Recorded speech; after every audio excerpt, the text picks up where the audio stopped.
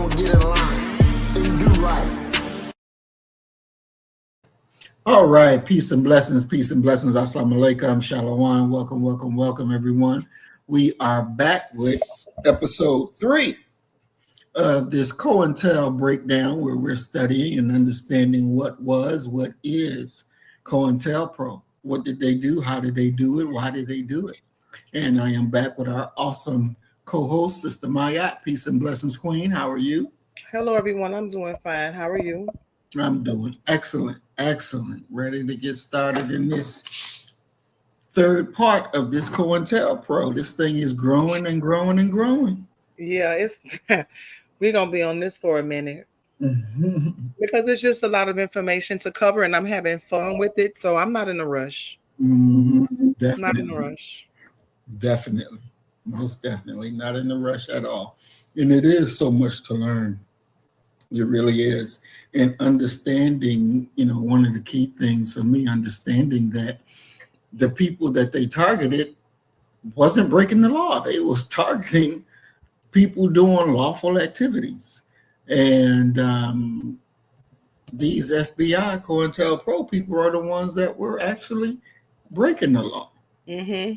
And it's just ridiculous. But as they say, there's nothing new under the sun. What was is.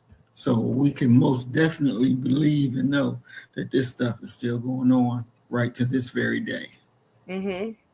Definitely. So just so for my own self-edification, trying to understand the word subvert or subversive. Mm-hmm.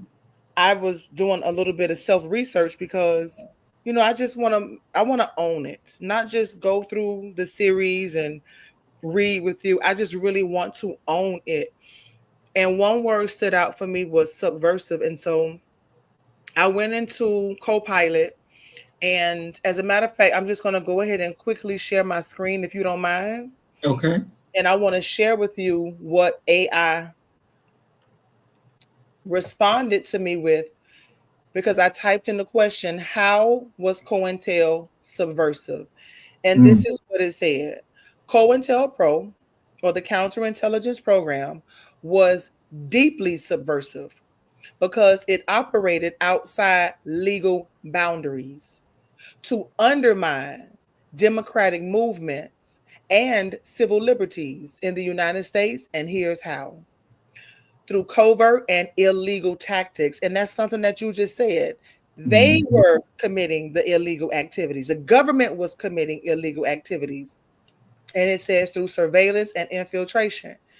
The FBI secretly monitored and infiltrated political organizations, including civil rights groups, feminist collectives, and anti-war activists.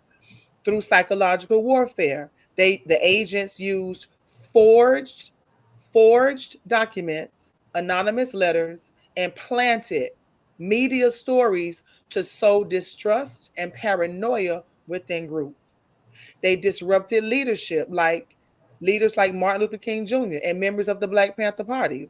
They were targeted with smear campaigns, false criminal charges, and even assassination attempts. They undermined social movements, civil rights sabotage. COINTELPRO aimed to neutralize Black leaders and dismantle movements advocating for racial justice and equality. The Puerto Rican independence and Native activism, it says groups like the Puerto Rican Socialist Party and the American Indian Movement, they were surveilled and harassed to suppress their calls for sovereignty and rights. They were also involved in extra legal operations where there was no judicial insight. The program operated without warrants or court approval, violating constitutional protections like free speech and due process. False flag operations. The FBI staged incidents to discredit activists, including inciting violence and fabricating evidence to justify arrests. They manipulated public perception. It says media manipulation. COINTELPRO agents planted false stories to tarnish reputations, like leaking. You hear that sound in the background? It's driving me crazy. Yeah, I was trying to figure out what is it. Media manipulation. COINTELPRO agents planted false stories to tarnish reputations, like leaking rumors about actress Jean Seberg's pregnancy to discredit her support for the Black Panthers. Divide and conquer. They exploited ideological differences within movements to fracture unity and reduce effectiveness. Mm. So they were now watch this, Maurice. So earlier today, I put in how many people were affected by COINTELPRO, and it says COINTELPRO affected thousands of individuals and dozens of organizations through the exact number. Sorry, though the exact number. See why they playing with us? Exactly. Mm-hmm. Now y'all starting to get on my nerves. Damn. Yep. They affected thousands of individuals and dozens of organizations, though the exact number remains elusive due to the program's secrecy and destruction of records. They destroyed records deliberately. What is the estimated impact? Black Panther Party, it says over 750 members were imprisoned and 28 were killed as a direct result of COINTELPRO operations. Civil rights leaders, figures like Martin Luther King Jr., Malcolm X, and organizations such as the Southern Christian Leadership Conference were heavily surveilled and targeted. Other groups, like it said, the FBI also went after the American Indian movement, Puerto Rican independence activists, anti-war protesters, feminist collectives, and even white supremacist groups like the KKK. Many activists suffered long-term trauma, including anxiety, paranoia, and fractured relationships due to the infiltration and betrayal. The ripple effects extended into communities, disrupting housing initiatives, health programs, and grassroots organizing. Because COINTELPRO operated covertly and often without documentation, many victims never knew they were targeted. Its legacy is still felt today in the form of mistrust toward government surveillance and ongoing challenges for activist communities. Want to explore how this legacy influences modern movements or surveillance debates? And we can find out more just by typing in a question. So I just wanted to, go a little bit further just to cement it in my mind what our government was doing. Mm-hmm. Because it was extremely diabolical. And what stood out to me from last week is what Prolific said. These Europeans are wickedly wise. Mm-hmm. They're wickedly wise. I just kept saying that over and over and over again. They are wickedly wise. Mm-hmm. Exactly. Exactly. You know, and what's his name? Obama, when Hillary Clinton was running for president, when he got out of office and he was helping her, and he said to describe her, she's wickedly intelligent. Wow. Yeah, she's wickedly intelligent. Obama said that about Hillary. Exactly. Yep. Wickedly intelligent. Yep. Mm-hmm. So she's very intelligent, but she uses it in a wicked ass way. Exactly. They say some of those emails that she had, Mm-hmm. they say some of that shit was just totally disgusting. I heard, definitely. Yes, God. I was Mm-hmm. like, oh my goodness, she was involved in all of that. And you know what? I kind of Mm-hmm. believe it because she fell back into, like, she just not necessarily disappeared, but she just fell under the radar. Mm-hmm. And I think, do you think it was because she did not want to be exposed, or did something else happen? I think when she lost and understood that there's no coming back, the whole establishment is against you. Wow. And it ain't a damn thing you can do because you're just not getting in that seat. It's already predetermined that she's not going to do it. She ain't going Yeah. to get it. They're not going to allow it. Mm-mm. Nope. Why? Because she had a democratic agenda, or she had too much going on, too many secrets in the closet? What? She knew too much, and the other rich white folks just didn't like her.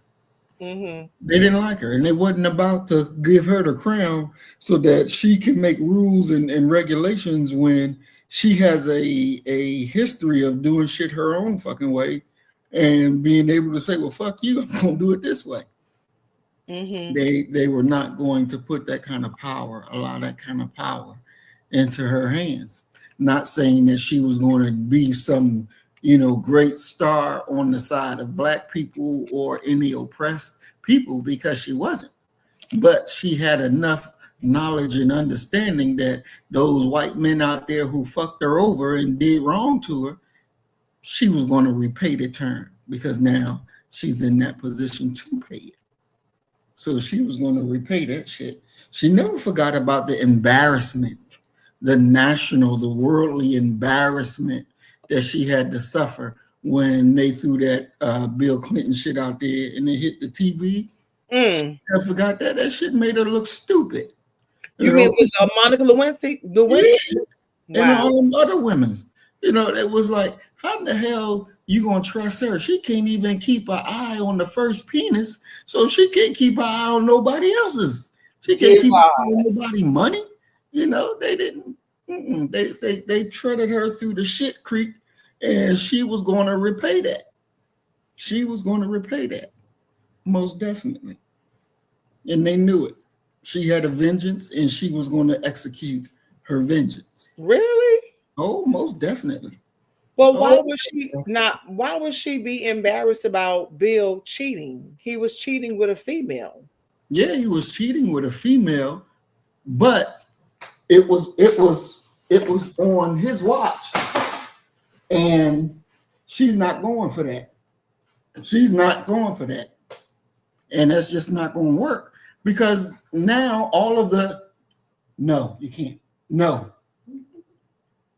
All of the people understand, and looking at this, you had the Emirates, the Arabs over there laughing and having a good time, because it's like, y'all coming to talking about Monica Lewinsky. Shit, we got thousands of wives and concubines, and y'all making a big issue over this, and it made her look inept, that she could not control her husband. She couldn't satisfy her own husband in the bedroom. So now he goes out to get satisfied from other women. And it's not just a little group, it's a whole long list of women that he's been doing it with. And then got a child by a Black woman. So, it makes her look dumb as all get out.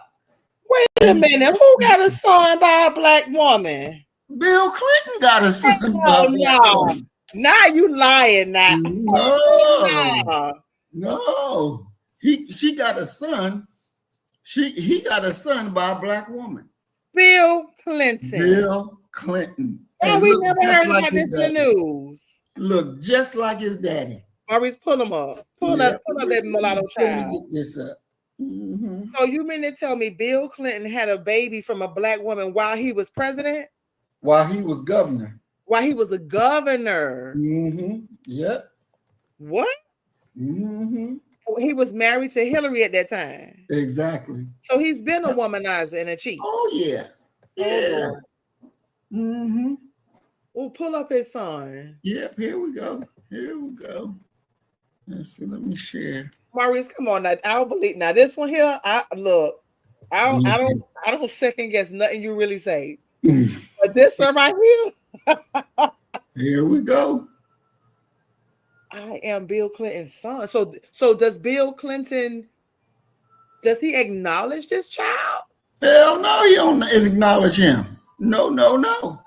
And this man been running him down, trying to get him in court after court after court after court. He looks just like his daddy. And Hillary say, the hell you will.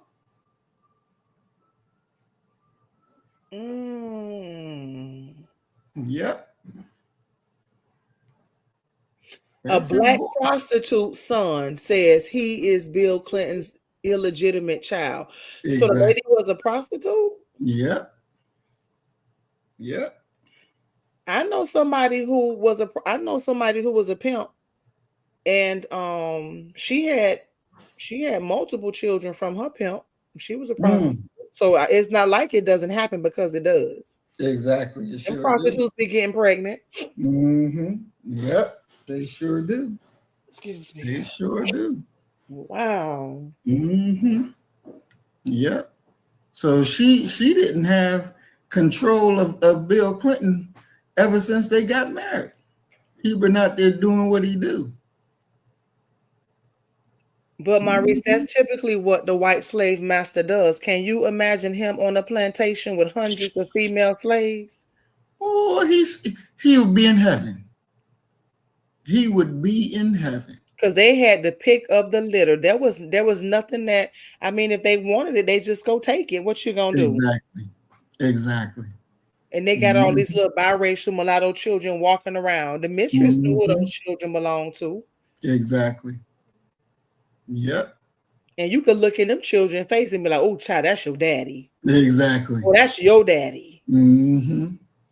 Yep. You could see it in them. Yep.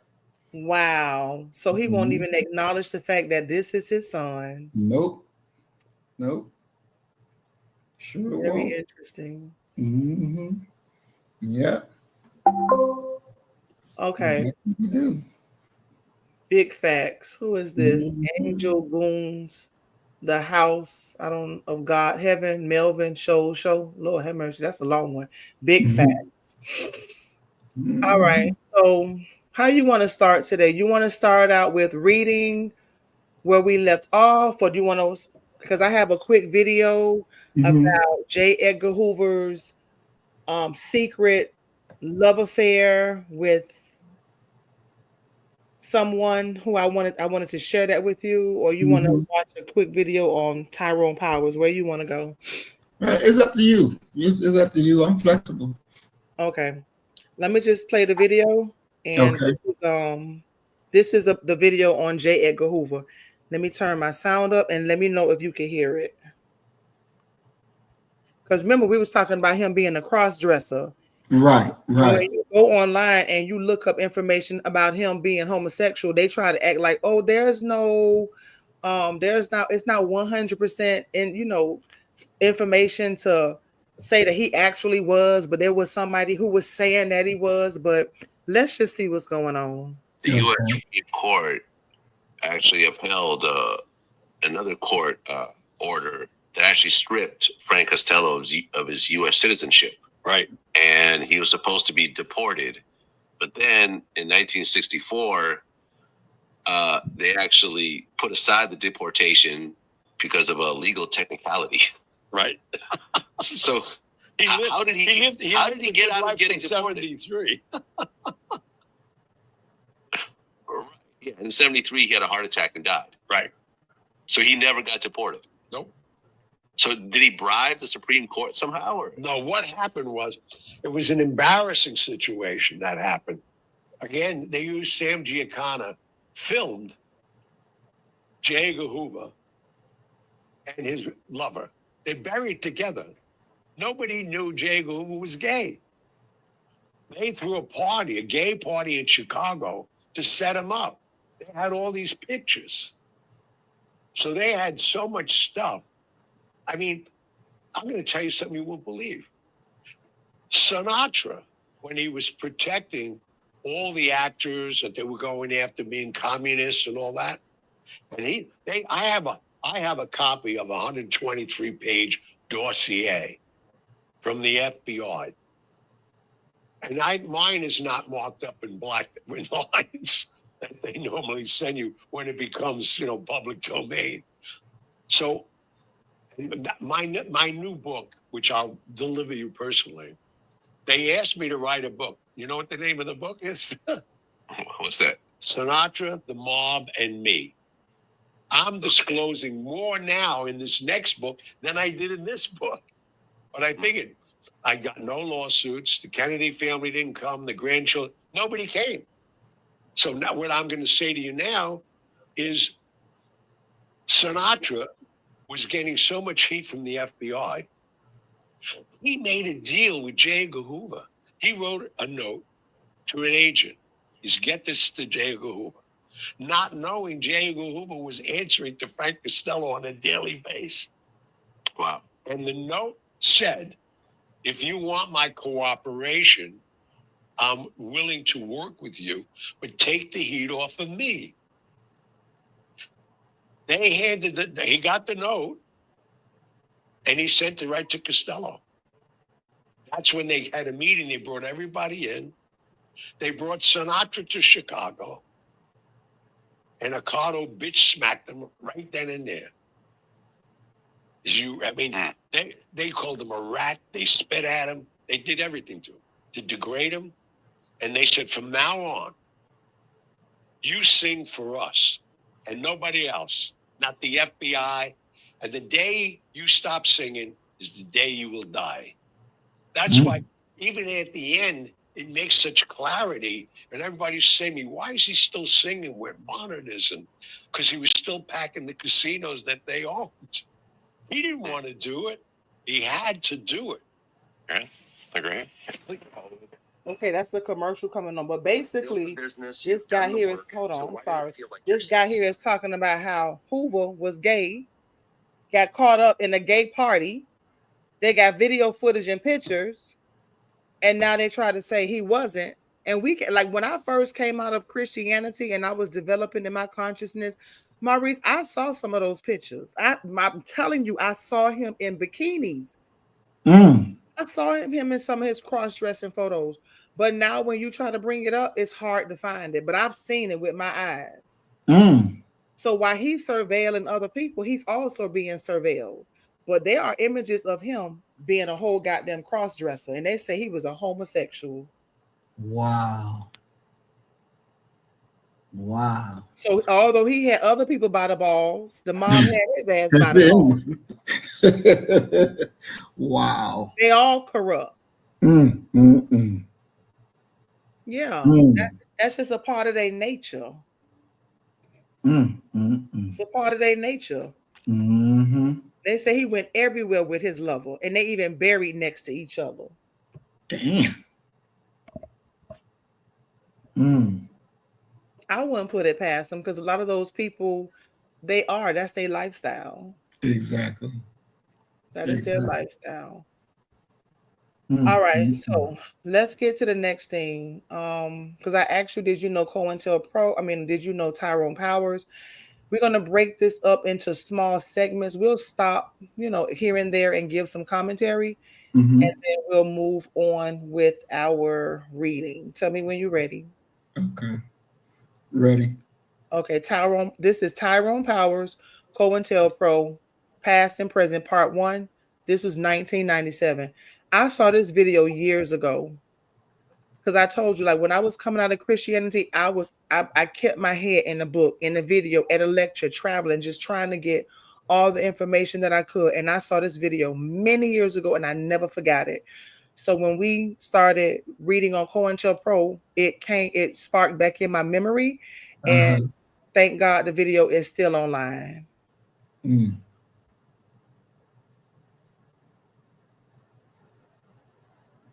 Oh, I can't hear nothing.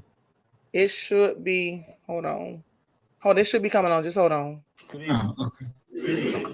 Okay, yeah, I can hear. Happy to be here this evening here in Trenton, and I'm extremely happy to travel across the country talking about these issues and delivering this information. The FBI obviously is not extremely happy about the information that I've been bringing forth. I think that as we go along tonight, and I will cover the issues that are listed here, you will probably have many other questions. And trust me, any questions you have, any concerns you have, I am more than willing to answer. So while I may not address everything or things that you have a question about in this lecture or in this part of the program, I am more than willing to answer them. I'm not skirting anything, and please come forward with all your questions. One good thing I've learned, I went to do a lecture over at the Harriet Tubman School with Malombe Brock and the Patrice Lumumba Association. And at that particular lecture, there was a great deal of questions and there was some concern. People came to me, and Brother Jerome Washington, and some of the other people came to me, and they were concerned that by me coming out of the belly of the beast, they had some questions even about my trustworthiness. And they were excellent questions. In fact, I even told the brother that night that these are the questions that we should ask every single person who come before us. The people who come before us have to be willing to handle the scrutiny and take on the questions that are asked of us. Because unfortunately, in our history, our recent history and our past history, too many people come out of nowhere and come before us and we don't question them. So I have no problem whatsoever, as I told him that night and I'll tell you tonight, with you questioning me, any concerns that you have about me, I will be more than willing to answer. I'll run for anything because I know that what I am saying from the heart. I know that I am sincere about. I know that I have fought this battle even during the 9.5 to 10 years that I was in that agency, which made me the subject of several attacks. I have no fear whatsoever of the FBI at this particular point in my life. Even though I've gotten threats at my house, threatening for telephone calls.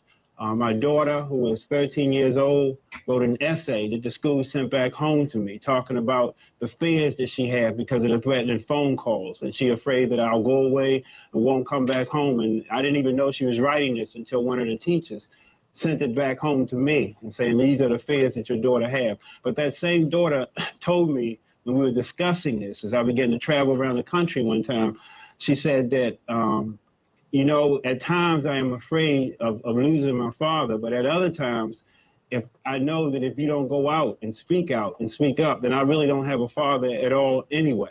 So her concerns are double. And even at 13, she realized the importance of coming out and giving the truth no matter what the consequences. And because it's more than just us involved in this.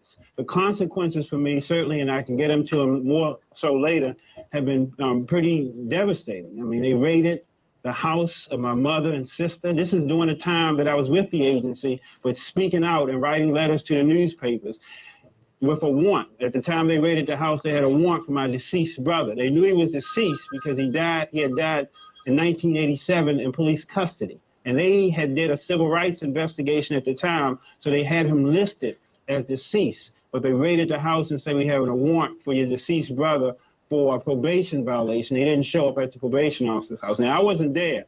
My mother and sisters was. Now, mind you, at this time, I was still an agent in the Detroit office of the FBI. But 3 months prior to this raid, I had testified against the FBI in a case where I told them about the FBI agents dressed as Klansmen at Quantico, Virginia.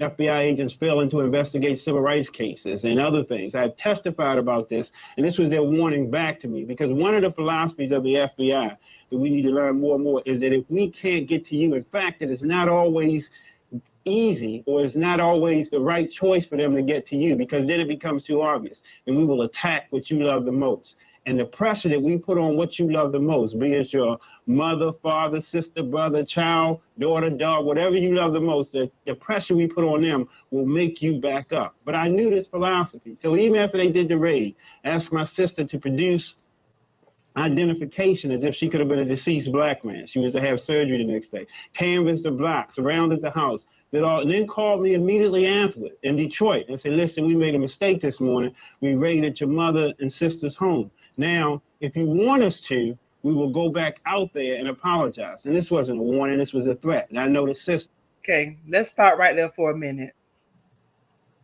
Did you hear everything he said? Yes, ma'am. You see, now he was in the FBI. He said he came out of the belly of the beast. Mm-hmm. So not only were they intimidating people outside of the organization, they also threatening and interrogating and, you know, doing all kind of nasty shit to people inside of the organization. Mm-hmm. Exactly. He was with the FBI. He said 9.5 to 10 years. Mm-hmm. And what struck me, he said, it's got to be truth over consequences. Whatever the consequences is, it don't matter. We got to know the truth, right? Exactly. But what stood out to me right here, they said, well, we already raided your mother's house, but, you know, we can go out and apologize. When I've heard that the first time, that went over my head. And I was thinking to myself when I was listening to it on my way home from the gym today, I said, so when they said they would go back out to his mother's house and apologize, do you think they were saying we'll go out and kill her if we have to? Yeah, I think he was definitely, when they said that, he let him know that that's on the table, homie. That's on the table. That's some bullshit, Maurice. And that's how they are. That's how they are. They will tell you straight up, this is what's going to happen.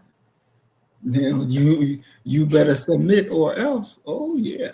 Mm-hmm. Oh yeah. Because he said they'll put pressure on your loved ones, your friends, your family members to get you to bow down. Mm-hmm. Yep. Yep. They definitely want to break you. They definitely want to break you. Okay, let's see what else he says. But in spite of that, this happened in 1991. In spite of that, when I called back home to my mother, she said, you better not quit now.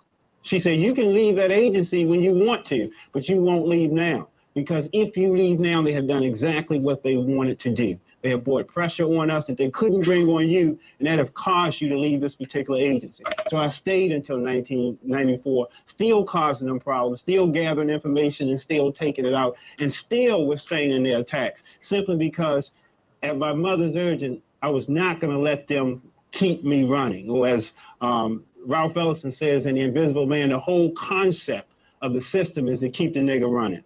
And I was not going to allow them to force me into this position. So I've dealt with that. I know that kind of devastation. I had a vehicle that I was in that exploded during the time I was in the FBI after testifying about the racism and putting pressure on them and going to the press and talking about it. I had a vehicle that I was in exploded. And these are the kind of things that happen internally in that organization. To me and other agents, a few other agents who are willing to speak up, who they know that if they bring it to you, or their hope is that if they bring it to the general public, you would say, oh, no, they couldn't possibly do that. That's not happening. He couldn't possibly. And they know that because they have spent millions and billions of dollars on their propaganda and public relations machine so that they can convince you that they wouldn't do anything wrong and that anyone who speaks up is in the minority and this is the person. The other reason they do these things is to let any other person, any other agent, any other individual who is willing to speak up to know, see, this is what we did to him. And what we did to him made him quit. And if you do it, then we'll put the pressure on you to make you quit. That's another reason why I had to stay in there, consistently stay in there and continue to get information on what they were doing. In the end, I truly believe that my being there, despite the hard time my brothers gave me for even joining this organization, I truly believe there was a purpose for me being there, to bring forth this information. I couldn't see it at the time, and my brothers definitely couldn't see it because they tried to discourage me from joining, but there was certainly a purpose for me being there.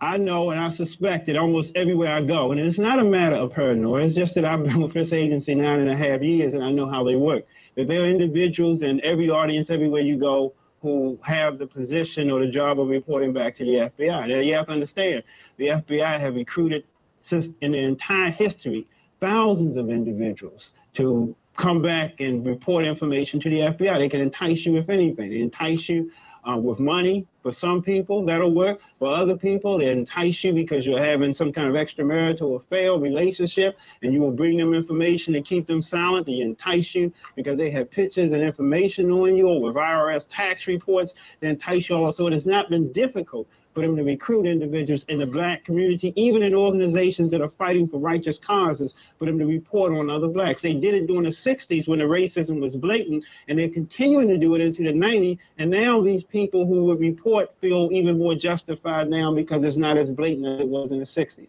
So I suspect everywhere I go that they know what I am talking about. But that's not I don't have a fear of that, and I don't say that from a point of being paranoid or afraid, because there's a difference between being cautious and being scared. Cautious is being wise, but you have to know exactly what is there, what you're dealing with this particular organization. And again, I was in this organization, so I know it occurred. I'm not speaking as a layperson. I know how they set up. I know how they operate. I know that informants are the #1 cornerstone of that entire organization. They don't care if you ever make an arrest, as long as you have a whole list of informants that consistently give you information on every single event that occur in the Black community, the Latino community, any community that they're interested in, then you will find as an agent. So I understand that, but I have no fear whatsoever of that. And we can't, as a group of people, be subjected to be locked into a concrete block affair by this organization or by any other organization. Ooh, speak on that, Maurice. I mean, he's 1000% correct. We cannot, in this time or any other time, be punked out and held in check because we fear an organization that is already a criminal organization. The FBI, the CIA, all of these people, they're criminal organizations, and we should not be afraid of them then, nor should we be afraid of them now. And this is a reality that we got to come to grips with. It's just like the police. The police are a criminal outfit.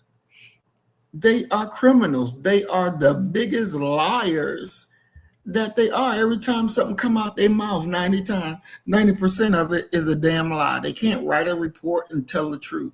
It's a damn lie. And so it's criminality on top of criminality on top of criminality.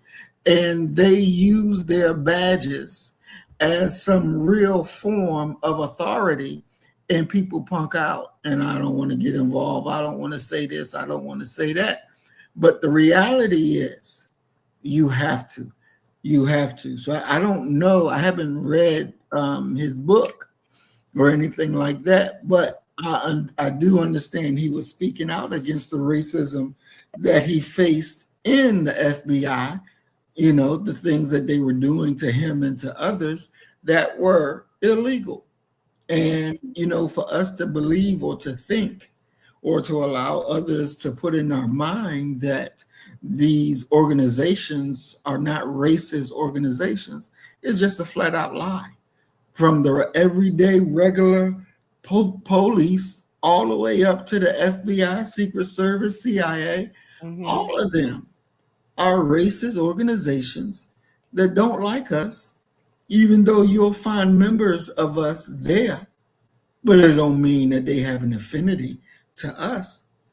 Our people that are there are used against us. And so we have to really take a stand and look and say, what are we doing? We have to say, what are we doing? And really understand that, you know, we can't continue to serve our enemy and use our bodies for their fulfillment of our destruction. We just have to stop. So I'm glad that even his mother said to him after her rights were violated to not stop now, keep going. Keep going. Keep going. And that's that great motivation that would help him to keep going. And that's something that you said is very important. Don't allow them to use us for the purpose of our own destruction. That's powerful. They're using us to destroy us. We're helping them destroy us. And we can't see it. Collectively, as a whole people, we can't see it. Can you imagine your goddamn car exploding? Can you imagine? They went to the extent they already were bombing houses. Remember when I still have not finished the book, The Bomb Heard Around the World. It has such a profound effect on me that I can only read a chapter at a time, and then I have to digest that information because it's just too much to digest. The things that white America was doing to Black people to keep us in our place. It was just too much. It's too rich for my blood. And it's very hard for me to finish the book because every time I turn another page, it gets darker and darker. And I did not know that explosives was so prevalent in the United States of America on American soil. They were going over there to those wars. They were learning how to use explosives, and they were, coming back to the United States of America, and they were bombing houses. They were bombing cars. They were bombing churches, and they were experts at it. Mm-hmm. And like a lot of people say, they took off those sheets and put on a police uniform. Mm-hmm. They put on a suit. They put on a robe, but they're still in operation. That's right. Mm-hmm. And even one of their own, he said, they ain't give a damn if you arrest somebody or not, as long as you have a list of informants. Mm-hmm. Fucking arrest. Mm-hmm. Go out there and entice people. Exactly. Offer him some money. Tell him you got some pictures of him cheating on his wife. Mm-hmm. Oh, you want us to be silent? Okay, this is what you need to do for us. This is what you're Mm-hmm. going to do. Exactly. You don't want to serve a prison sentence? Oh, I tell you what, put on this wire. Mm-hmm. You got work to do, my boy. That's right. That's I right. know this guy. I'm not going to say I know him personally, but he is in my ex-fiance's family. He was arrested like 50 to 60 times. Good Lord. Literally. But he was an informant Mm. until he tampered with evidence. Mm. All he had to do was do what the white people told him to do. But he got greedy. He used to steal cars from a car dealership. And Mm. something happened, and he tampered with evidence, and he shot at somebody. And I think he's serving, his sentence was 60, I think 60 years, I think. Oh wow. But he's been arrested so many times that it's like he's been in and out, in and out, in and out, a revolving door. But he was an informant.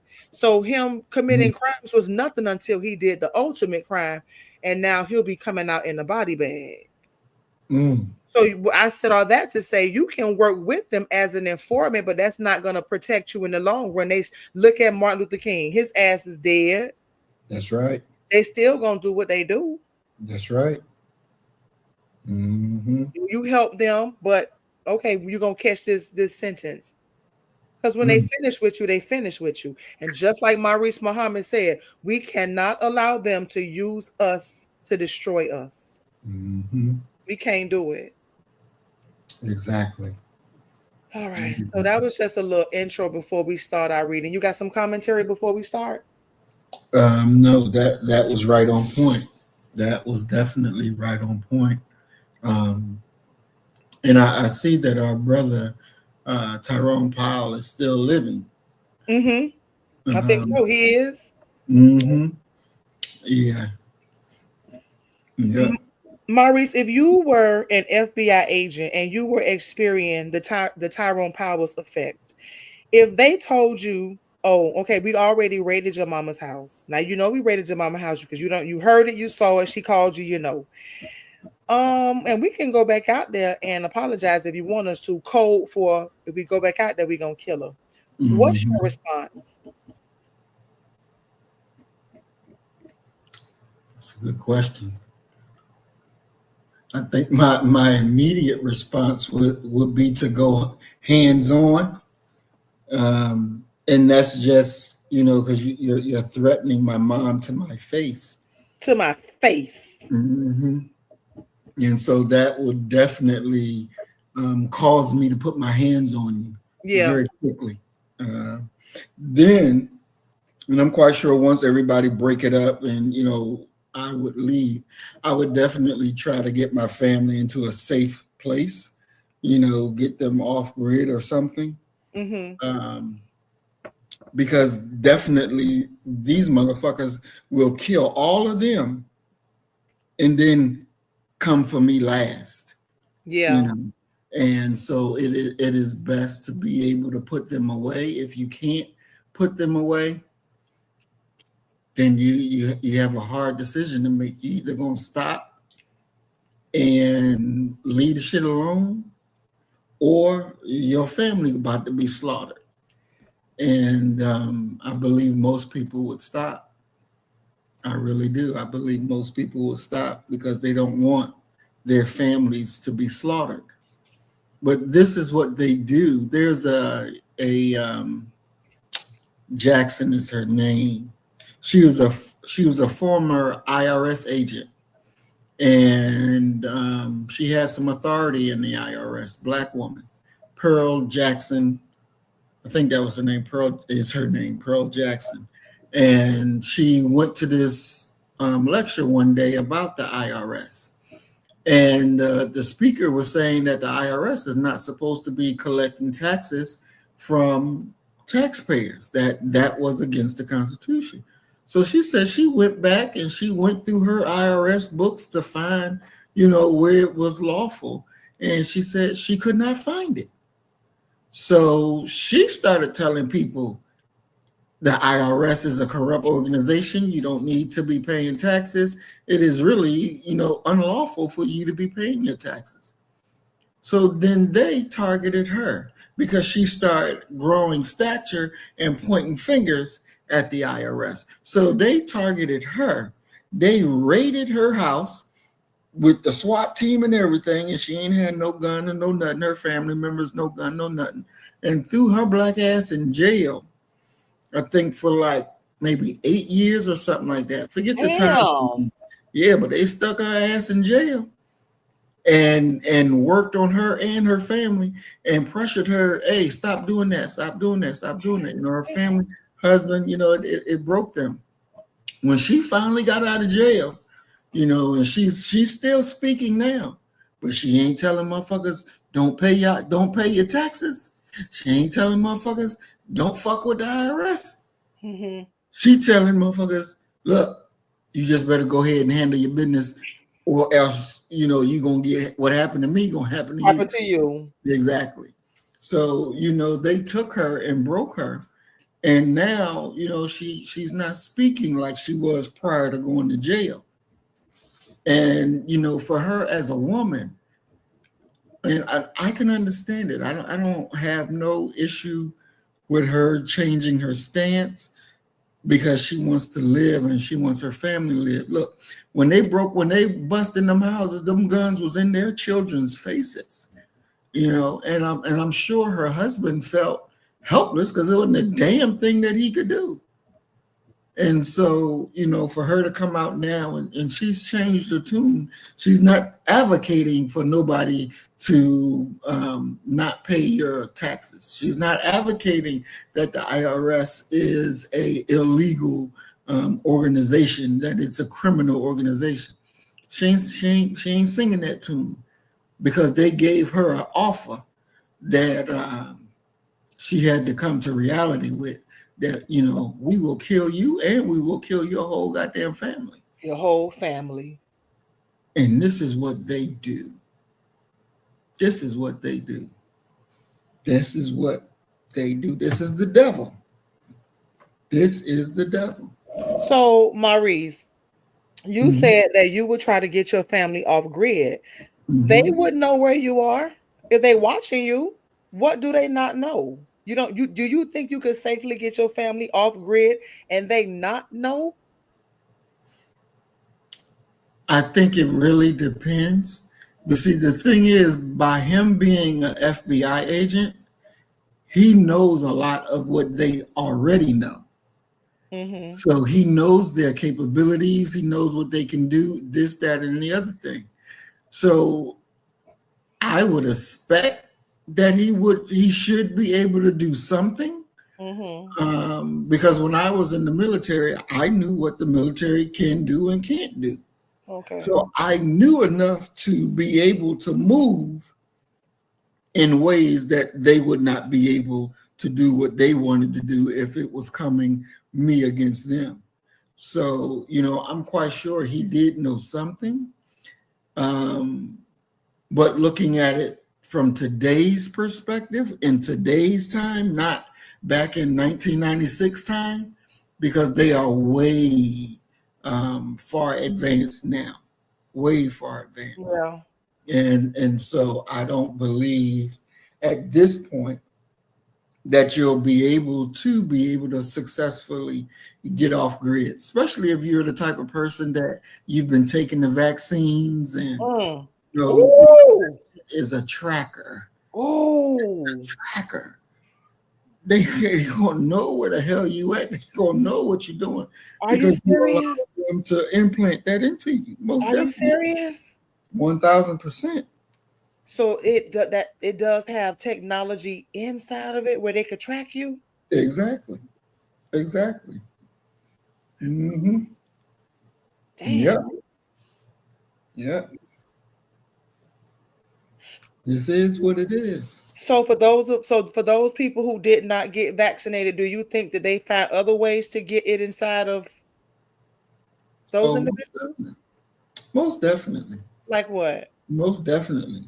Well, a lot of people, when there's things that they can use, even when you go into the gas station and you're going to pump your gas, they can just put stuff on the handle, put stuff on the machine, and you touch it, and it'll absorb within your skin, and you can be tracked. What? Don't tell me that. Don't tell me that. Yeah, that's why when I pump gas, I put a glove on. Yeah, I don't touch the thing. I don't put on a glove, but I keep paper towels in my car because I don't want to touch it.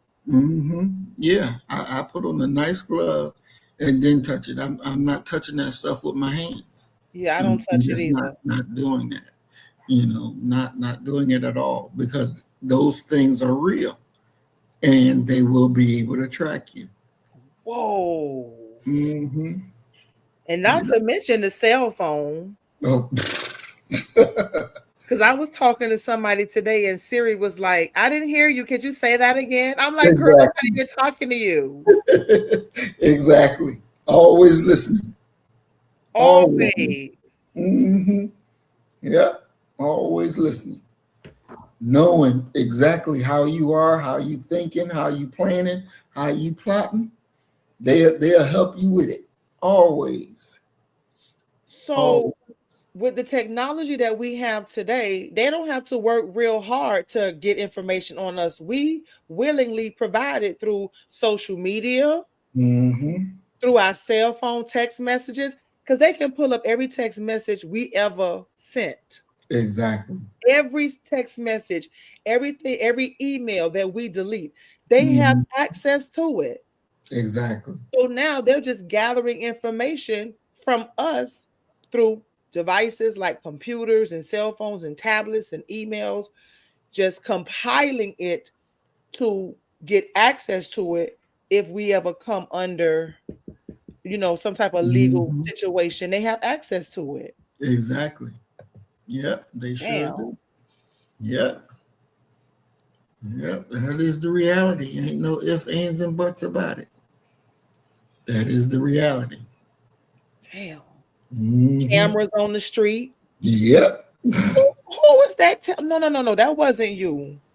One of my coworkers, she told me that they have a camera in her community that can tell if you have a license and insurance. Oh yeah. I didn't know that. Oh yeah, they sure do. Yeah. And she said, so they're monitoring the cars, and the police just sit there, and when you driving by, it'll give the police officers an alert. This person don't have no car insurance. Pull their ass over. That's right. Is that true? That is 1000% true. You heard of that? How long have you known that? Shit, I knew about this since maybe early 2000s. So how does that work? Through your tag? Yep, through your tags. When those tag readers catch you and read it, it's going to tell everything, whether you got license, whether you got insurance, whether you supposed to be driving or not, whether you got a warrant for your arrest, everything. God damn, I didn't know that. Yeah. I have my license, insurance, and registration. I don't have no warrants and stuff like that. Like, I walk a straight and narrow. But Maurice, I did not know that until this was last weekend. The weekend just passed. My friend girl just told me about that. That I didn't know that. Oh yeah. Shit, the motherfucker got me because I had forgot to go back to court. I had a case where I was speeding and I forgot to go back to court. And somebody else, a brother named Johnny, was driving my car. I was at home. I let him use the car, and next thing you know, he got pulled over, and because they thought he was that he was me, because when they ran the tags, it said that I had a warrant for my arrest for failure to appear, and they pulled the car over, and just so happens that of course that he wasn't me, but he had a warrant for his arrest. Oh, no. Yeah, they arrested him, took him downtown. Then I got a call from him about, hey, you know, they arrested me, got me down here, and so I need some bail money so I can get out. So I pick up his wife, we go down City Hall, you know, bail him out. And they're like, you know, is Maurice here? Like that, right? So I said, yeah, here I am. And they were like, well, you come on too. Because we stopped the car, thought that was you, because you got a failure to appear. I'm like, a failure to appear? Failure to appear for what? You had a speeding ticket that you never went back for. I was like, oh, okay. But, you know, I signed some papers. They let me go on my own recognizance. But yeah, that shit's real. And that's just from reading your license plate. Exactly. Oh, my God. How long ago was this? Shoot, this was back in, I think, this was actually 2000, because I got out the military in 97, and 2000. So where are these readers? Where are they? They're in the light pole. They got those up there in the light pole. They're on the red lights, and some police officers have them on their actual vehicle that read those license plates. They're on the highway as well. On the highway, but I didn't know that was out in the local community. Oh yeah, if you drive with Waze on, Waze gonna tell you when you get to them, or when they coming up. Waze gonna tell you. What's Waze? That's the navigation app. What is it going to tell you, that the police is near? No, it'll tell you that too, but it'll tell you when you're coming up on the police camera. So you may want to make a detour. You may want to make a detour if you're speeding. You want to slow your ass down. Most definitely. Wow. Most definitely. Ooh. Yeah. It's there. Okay. It's there and it's real. And it has definitely advanced since 2000. Yeah. Most definitely. Most definitely. Most definitely. And, you know, it's very interesting because with Trump putting all of the, you know, these military units in different states are sending their National Guards to wherever Trump said send them to, it'll be very, very interesting, because all it's going to take is one of these National Guards killing a civilian, and the shit is going to pop, crackle, fire everywhere, because the temperature that's flowing in America today, dealing with police and their abuses, not just to Black people, but to white folks as well. That temperature is really being stirred up. And so bringing in the National Guard, and that's why you have so many of these white folks out there saying, no, you're overstepping. And you have so many of Black people saying, well, it ain't that bad. Come on. Little do they fucking realize that these motherfuckers are coming for you. They're coming for you. And you don't even fucking realize it until it's too late. Because this thing is really bigger than what people perceive it to be. So they just want to clean illegals out, the illegal immigrants out first, and then they'll focus and concentrate on us? Is that what you're saying? Most definitely. They want to secure a white America? Oh, most definitely. Most definitely. And unless you have the money and you have the will to ignore what is going on to other Black people, then you're good. You want to be a good servant, you're good. Like that motherfucking Sambo nigga who was running for president, and then he fell off the field because he wasn't getting no votes, and he was out there on the thing for Donald Trump. And Cornell? No, not that nigga. It's this other black nigga that's a Republican. And he was like, you know, Trump had everybody up there who was thinking that they may be his vice president. And so Trump called him to the podium to speak, to say some words. And, you know, he was talking his talk. And, you know, and Trump was like, you know, he wants to be my vice president. And this nigga talking about something. Oh, no, you know, it ain't about the being the vice president. I just love you. You know, and it's like, you motherfucker. Do you get on fucking national TV and tell me something? You don't even care about being vice president. You just want to be next to Trump because you just love him. You know, it's like, damn, nigga. Can you stop being the white man's dog for a second? Wow. Yeah. It's shit. Man. But this thing is about to hit the fan. This is about to hit the fan. Trust and believe that. You don't learn from history, it will repeat.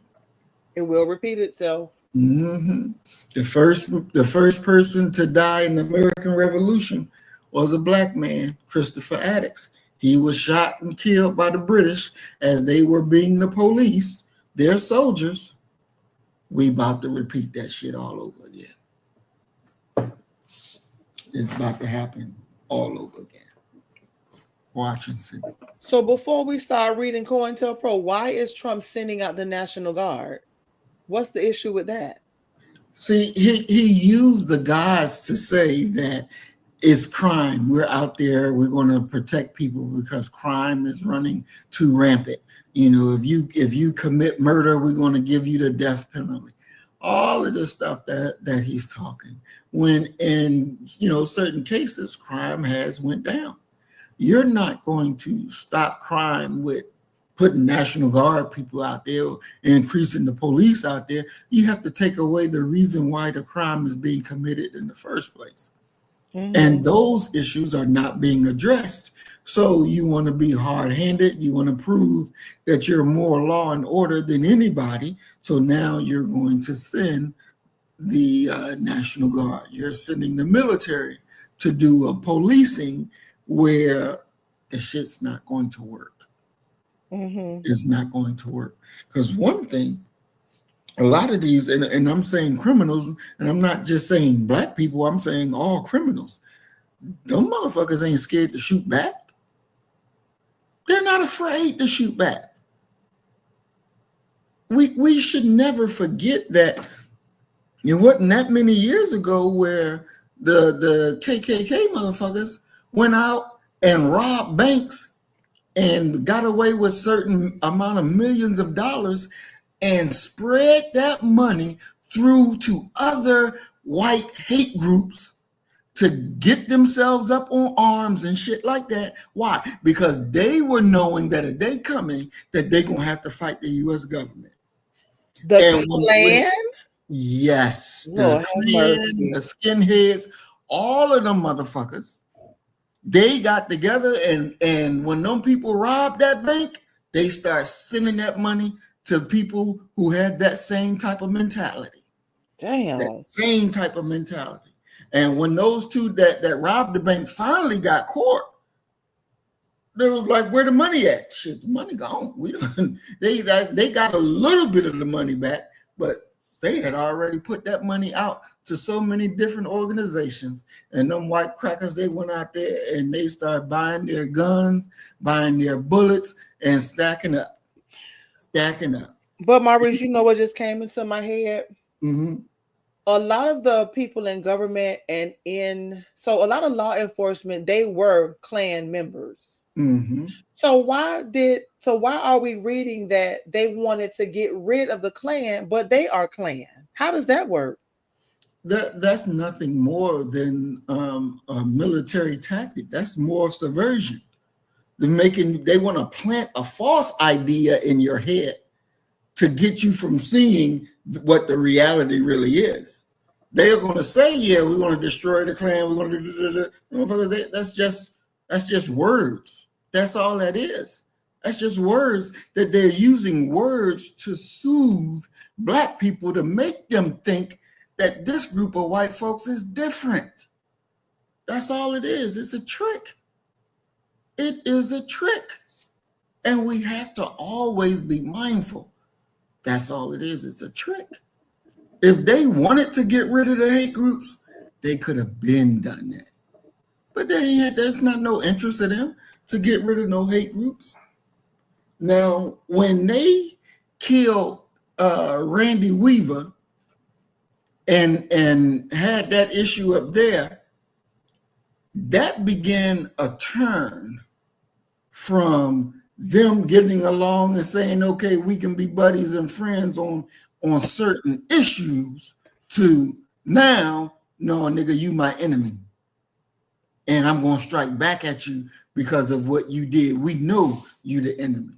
And this is why Timothy McVeigh blew up the Murrah building, the FBI building over there in, I forget where that was, what state that was. Was it Oklahoma? Oklahoma, there you go. Yeah, Oklahoma.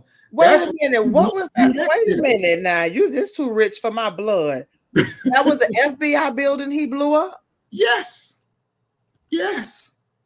And why did he blow it up again? Because they killed Randy Weaver, his family, when they was trying to move his house right off the goddamn mountain. And the FBI kept overreaching and doing shit to just regular Americans that they claim, you know, we want to be free and do shit our way. They did it against the Branch Davidians, blew their asses up, and that pissed white folks off. See, you can blow Black people up, you can drop bombs on Black people, and white people ain't gonna give a shit. Because hell, you destroying our enemy. We in agreement. Bomb more niggas. But when you start bombing white folks that just want to be them and separate from you and live their life, now you're creating a problem. Because we got the same idea. We want to be separate. We want to do our thing, but we don't want you fucking with us. And so the FBI say, well, we're going to do what we want to do, and we're going to make you bow down. So that's when they said, okay, well, we're going to show you that you ain't as strong as you think you are. You're not as secure as you think you are. So they went and blew up the damn FBI building. To flex their fucking muscle. They blew that bitch down to the ground. Mm-hmm. What? They go flex their muscle. Most definitely. Hold on, Maurice. What was the boy's name? What was the person who blew up the FBI building's name again? What was his name? Timothy McVeigh. I remember that name, Timothy McVeigh. Yep, Timothy McVeigh. How do you spell that? MC? Yeah, MCVEIGH, I believe. Oh my gosh. Mm-hmm. Yeah. That was a big explosion, right? Yeah. Mm-hmm. Yeah. Sure was. And he was former military. Get out of here. Yep. Oklahoma City bombing. The bombing of the Alfred P. Murrah Federal Building in Oklahoma City on April 19, 1995 was the deadliest act of homegrown terrorism in United States history. Exactly. Yep. And he was in the military, Maurice? Yep. Maurice, hold on for a second. Hold on. We ain't even got to reading yet. Hold on. We haven't even got to reading our article yet. Ooh, you are full of information. Yep. Hold on. Ooh, hold on. I didn't share it yet. Is this? Yes, God. Look at the damage. That ain't no regular bomb. Maurice, No. that ain't no regular bomb. Look here. And you're telling me that Timothy McVeigh was related to Randy Weaver? No, he wasn't related to Randy Weaver as in blood or anything like that, but they shared the same ideas. They shared the same ideas. They separatists, wanted to do their own thing. Randy Weaver and his family was living off the grid. Off grid as a separatist, just leave us the fuck alone. Exactly. Right? Just leave us the fuck alone. We off grid. Me, my family, my son, and my goddamn dog. Because I read a little bit. They killed the goddamn dog too. Yeah. And so Timothy McVeigh wasn't there a daycare in this building? Yeah, there was a daycare on the first floor. Sure. Man, oh my God. I remember this, Maurice. Yeah. This ain't no regular fucking bomb. It's some goddamn shit that they got over there in goddamn Israel. Blew this bitch down to the ground. How many? And this is a federal FBI building with so the agents, do you think the agents was taking their babies to the daycare on the first floor? Yeah, a lot of people taking their babies to the damn daycare. How many people died? I don't remember offhand, but it was a good number. And McVeigh was arrested. Yep, he was arrested. And the thing about it, when he was arrested, the police didn't even know he was the one who did it. So, because he got caught because his license tag that he had, because they ride around with their own made up license tag. And that's what got him pulled over. So they had to demolish this building and build another one. There was nothing you could do with this building. Maurice, there's some high level shit he used to bomb this goddamn building. Yep. And this is what they learned in the United States military. Yep. Because at that time, you could be in the military and be in the KKK group, be in the skinhead group, and you could do it. Damn. Oh, yeah. You could do it. Whoa. Yep. Earth said he tore their ass up. He sure did. Yep, he sure did.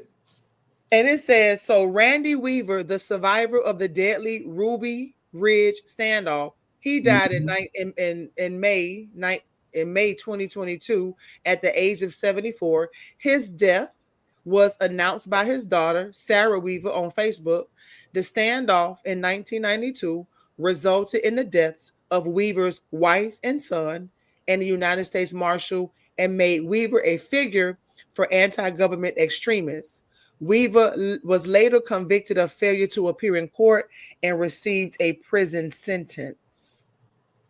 But it was an 11-day standoff. They killed his wife, his son, and the goddamn dog. Yep, sure did. But they received a $3.1 million civil settlement for the deaths of Vicky and Samuel, who was the son. Yep. They did all that just to get a $3 million goddamn dollar settlement. Yep. And then he served time in prison and was later on released. My gosh. Yep. Yep. And they said it was about some type of weapons charges. Because they wanted him to be a snitch and get the other racist people that was in the organization. And he was like, I ain't trying to go there. I'm not trying to do that. And they was trying to get him to make a sale of a sawed-off shotgun to one of the members. And he didn't want to do it. So they're like, oh, you're not going to bow down? Okay, we got something for you. You're going to lose your life, your family life. And when they shot the wife in the head, she had the baby in her arms. Get the fuck out of here. Yep. They shot his wife in the head? In the head. Sure did. Show the screen again. Show this is Randy right here. Ooh. Ooh. Maurice, they shot his wife, they killed his son, they killed his dog. And you telling me that the wife had a baby in her arms? Yep. So they ruthless even to their own. Exactly. Yep. They ain't got no damn loyalty. None whatsoever. It's their way, or you got to go. You have to be eliminated. Exactly. My goodness. Exactly. An 11-day standoff. 11 days. Maurice, that's a long time. It sure is. It sure is. God damn. He was a survivalist and a self-proclaimed white separatist. Mm-hmm. Yep. Damn, Sure we're enough. gonna have to explore that maybe on another series because this is a lot. Mm-hmm.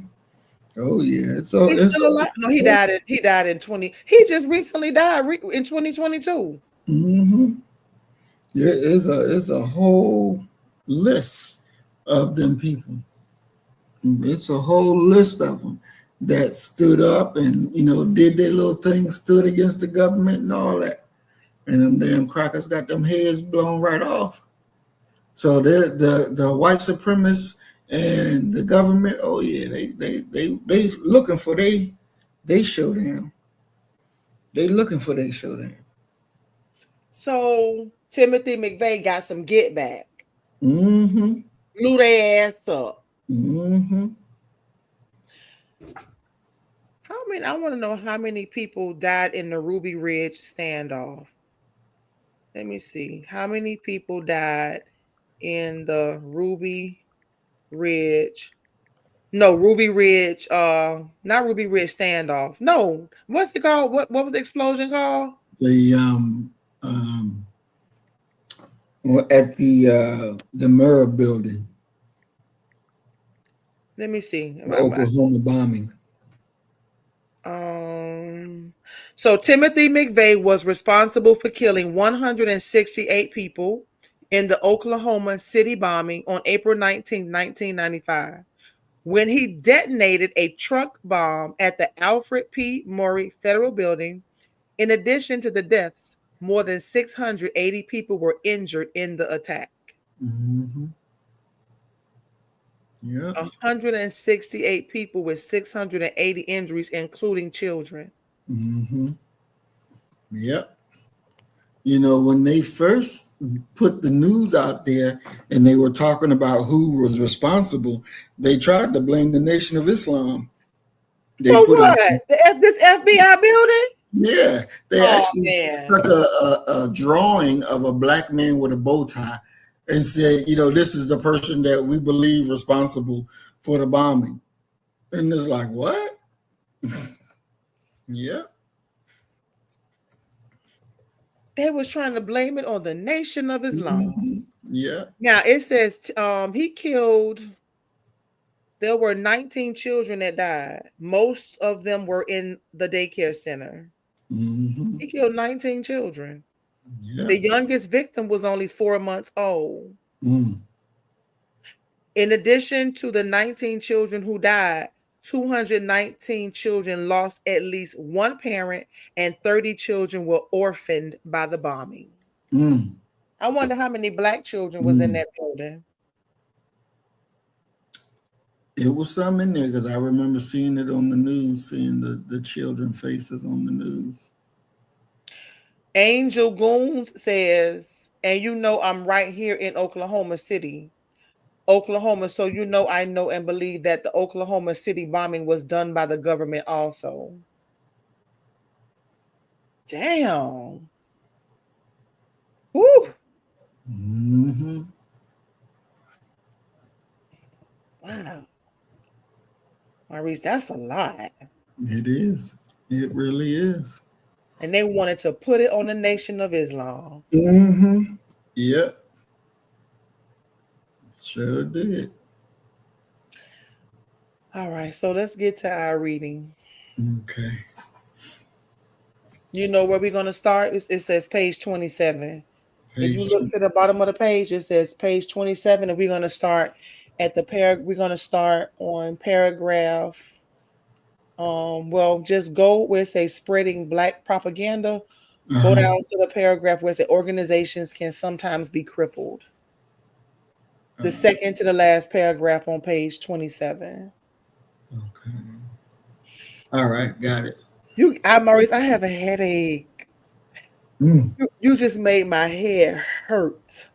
Oh my God. Because I'm learning. No, when I'm learning, my head starts to pound. Because like your brain is a muscle. So when you're working on your muscles, they hurt. God damn, you pull that out your bag tonight. Let me know when you're ready. Yep, I'm ready. Okay, so organizations can sometimes be crippled by the use of a counterintelligence technique against a key individual. In St. Louis, the FBI attempted to stop a white woman who was working with a predominantly black neighborhood group. In order to neutralize her, the Bureau sent an anonymous letter to the woman's husband alleging infidelity and adultery. The letter was written in street language and purported to be from some black sisters. It complained that the woman was sleeping with their men. The second most popular tactic used in COINTELPRO was the dissemination of confidential and semi-public information to friendly sources within the media. Let me read that again.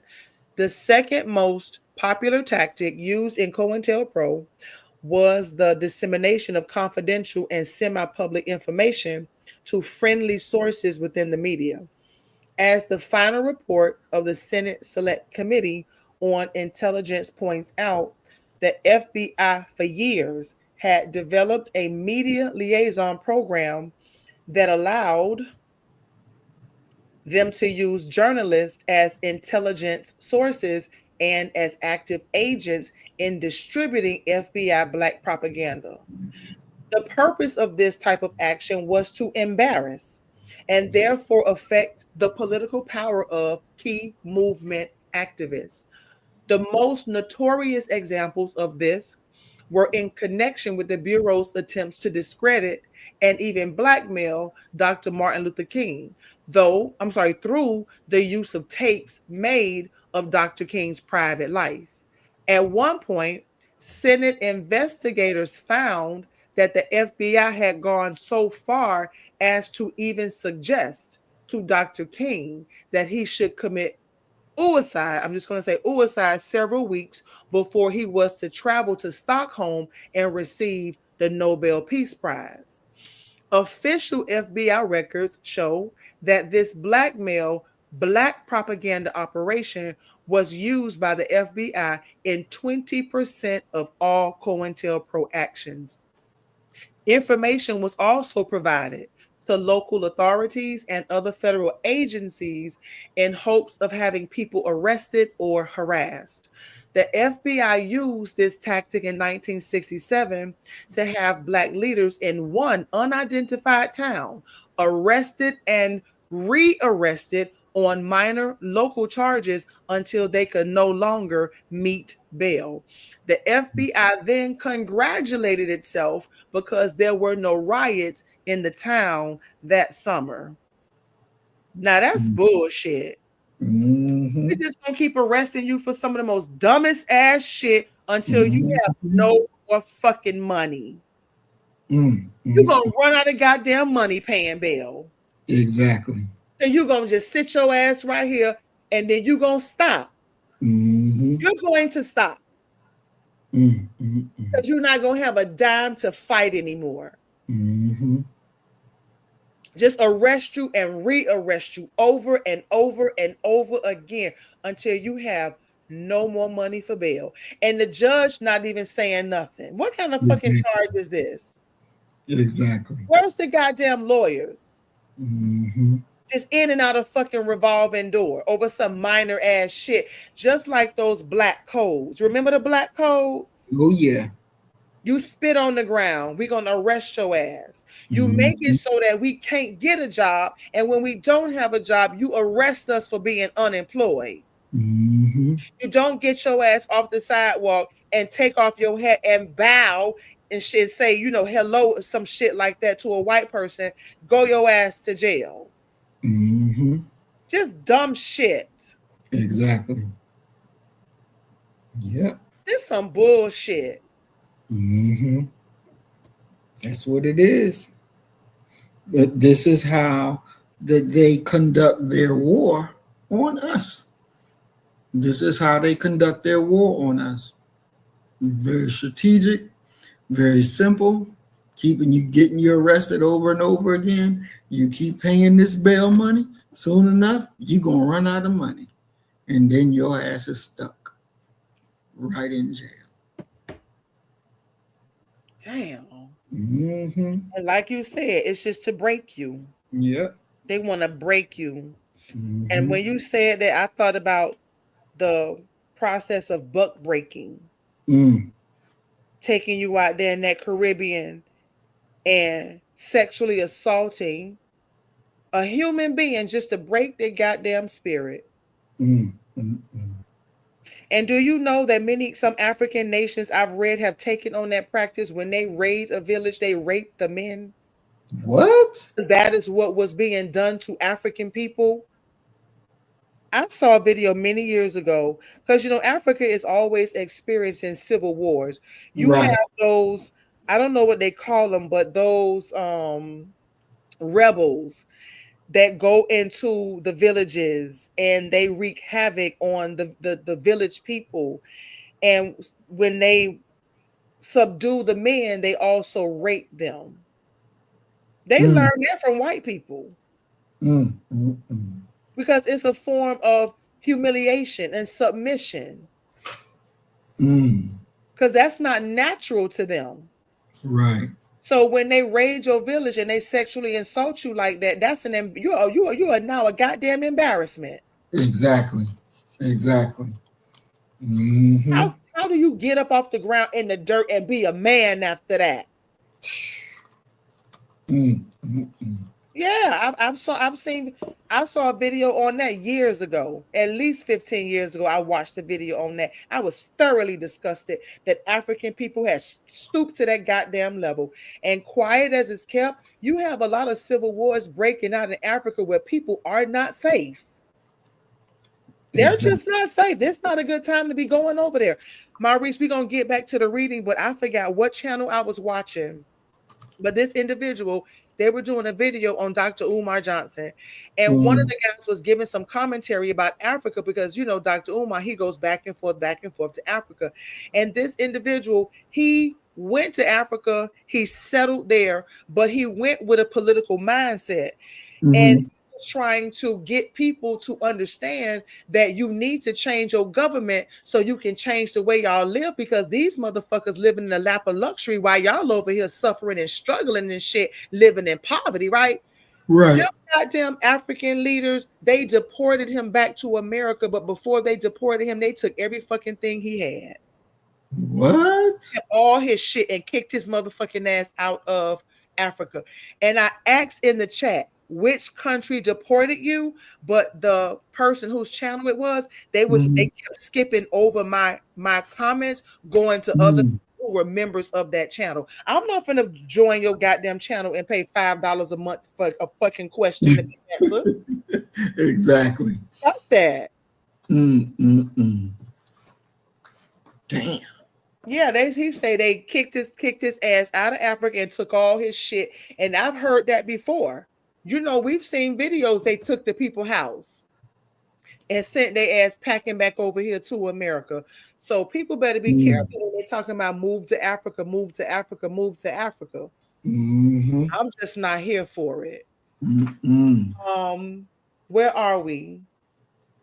The FBI went to Washington, D.C., building officials on another occasion and requested that they check a local private school run by the Nation of Islam, the Black Muslims. The FBI had hoped that the building inspectors would find enough violations of the building code to have the school closed down. While they did not succeed in that goal, they were pleased by an added side benefit. Through the housing inspectors, they obtained the names and backgrounds of all of the parents and students at the school. In 1968, as the new mobilization committee and other anti-war forces were planning to demonstrate at the Democratic National Convention in Chicago, the FBI sought to neutralize one of the mob's key figures, Dr. Sidney Peck. In Dr. Peck's case, the FBI went to the Internal Revenue Service and asked them to perform an audit on his tax returns. IRS, of course, found nothing out of order. but it did create a major drain on the time that Dr. Peck could devote to his work on behalf of the mold. Now, Maurice, when they got information on the parents who were members of the Nation of Islam, what do you think they did? Now that we're reading about COINTELPRO, what do you think they did with that information? And I have an answer in my head, but I just want to hear what you have to say. Well, I'm quite sure that they sent letters to family members, sent letters to their neighbors, saying that these group of people, your neighbor is a communist sympathizer or something, negative, to try to divide the community from the family members. That's one thing that I know that they did. More so, try to find out, well, where they working. If they weren't working for the Nation of Islam, then what private organization were they working for, so we can get them to lose their jobs? What else things that we can do to try to stifle them, to stop them? If any of them have criminal records, let's see if they got criminal records, then what are their things they're not supposed to be doing? And let's see if we can create some things that make it seem like they've been doing it. So yeah, there's a lot of things that once they get that name and information, that they would definitely try to do. And I also thought, I said, okay, so if they get information on the parent who is doing something illegal, they can use that information to say, you know what, you're going to be an informant, because wasn't the nation infiltrated with informants? Yep, surely were. There you go, right there. Yep. Once they got the list of information, they nitpicked that bitch to see who was going to be the next goddamn informant, and you're going to infiltrate the Nation of Islam and come and give us as much goddamn information as we want you to go and get. Yep. That is real. That is real. They had time to do that. That was their job. Yeah. That was their job. Okay, so we go, we wake up, we get dressed, we get our coffee, we go to work. Okay, what's on the agenda today? Because you know how they debrief police officers before they go out on the beat. Okay, what we gonna do today? Okay, we going to the Nation of Islam and we're gonna try to fuck them up about their school because we don't like that shit. And if you can't find nothing on the school, make sure you get a list of everybody who's in the goddamn, because we're gonna need that too to build our list of informants. Exactly. That's Yep. Exactly. There was a case where they did exactly that, was going into the schools to try to disrupt the Muslim schools. And, all the women there were teachers. They were the MGT. Shit, the MGT started whooping their ass. When they come into the school, they even got into the courtroom and broke out fighting, whooping their ass up in the goddamn courtroom. Rightfully so. Rightfully so. Yeah. Coming up in the goddamn school. Like you belong here. Exactly. Causing chaos. Yeah. They so fucking chaotic. That's all they know. Exactly. Yeah. So really all this shit that we're subjected to as United States citizens is just really to keep them in a position of power. Exactly. Is that where we are with this? That's exactly where we are. That's exactly where we are. Yeah, they're trying to maintain their grip on power. And if you go against the grain, they come after you.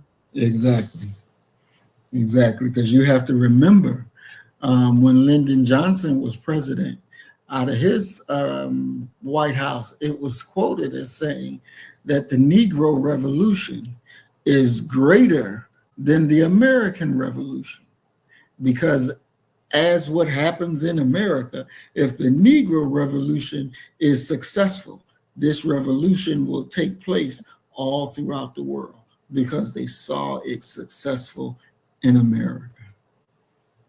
So we were at war with the government of the United States of America. We were at war, and still is, with the government of the United States of America, because quite simply, When we talking about subversion and subverted, that's a military term. That's a military term. And that's something that's part of military doctrine, strategy of how to move and how to get this stuff done. So they were actively and still are actively at war with us. And now we have to be aware and now become actively at war with them. And the greatest way to be at war with them is begin to come together as one with our unity. Mm-hmm.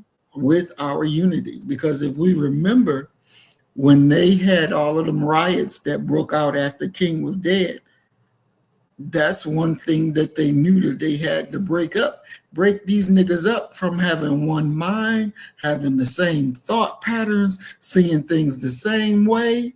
We got to kill that shit because they can understand that, we are their enemy.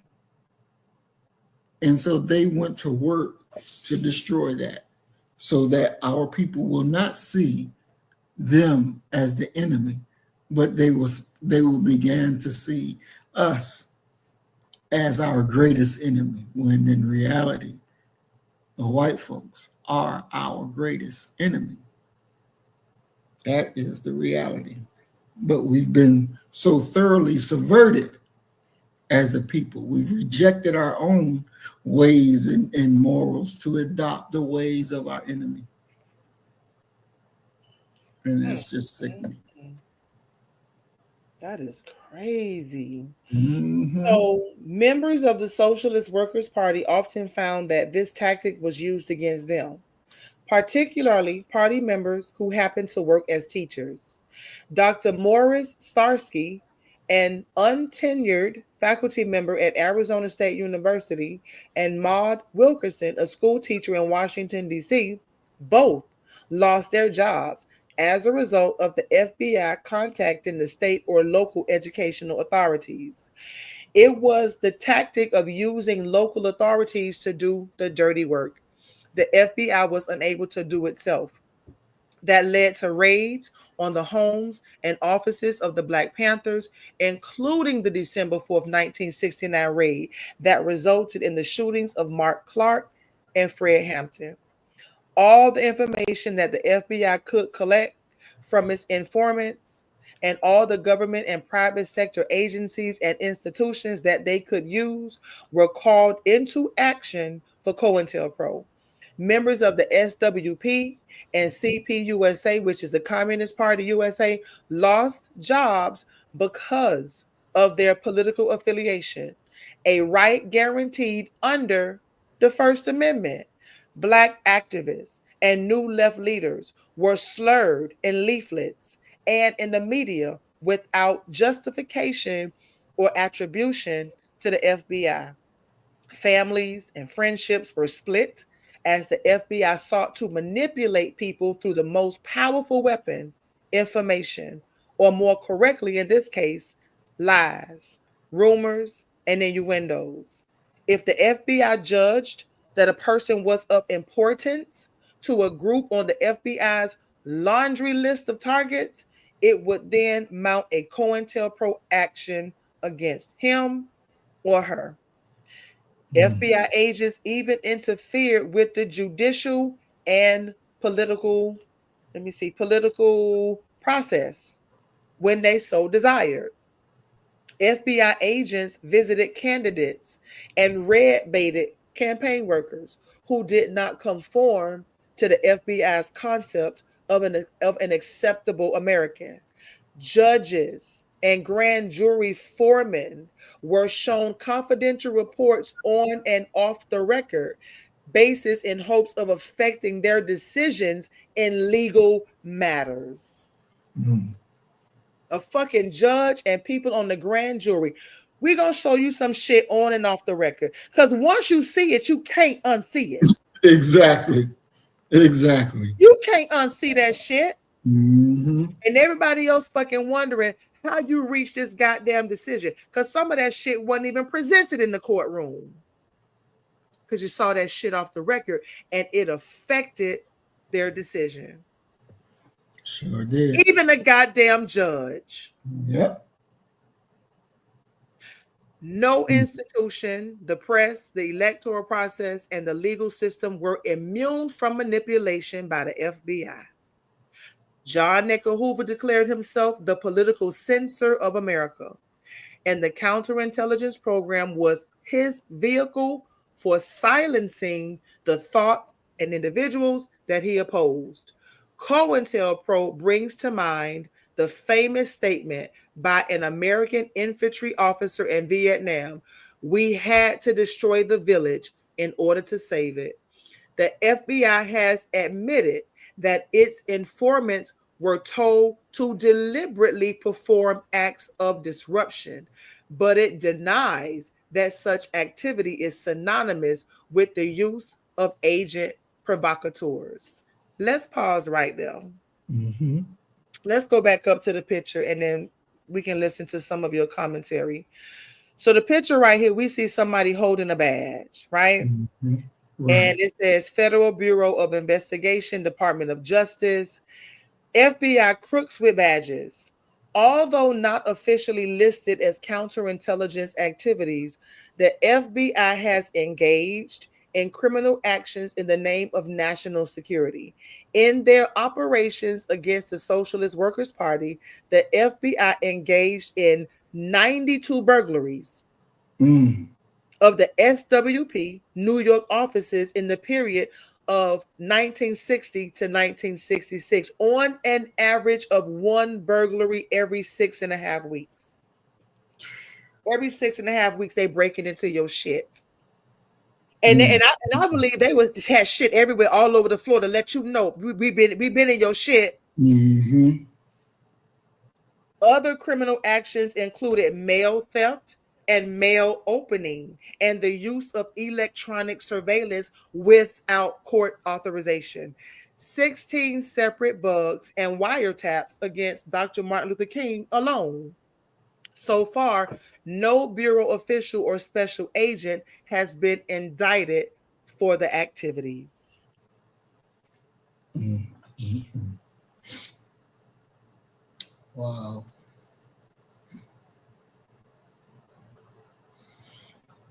Mm-mm. You know, it's like you go to court and your complaint is against the judge's brother or the judge's mother. And we really expect the judge to come out with a fair sentence.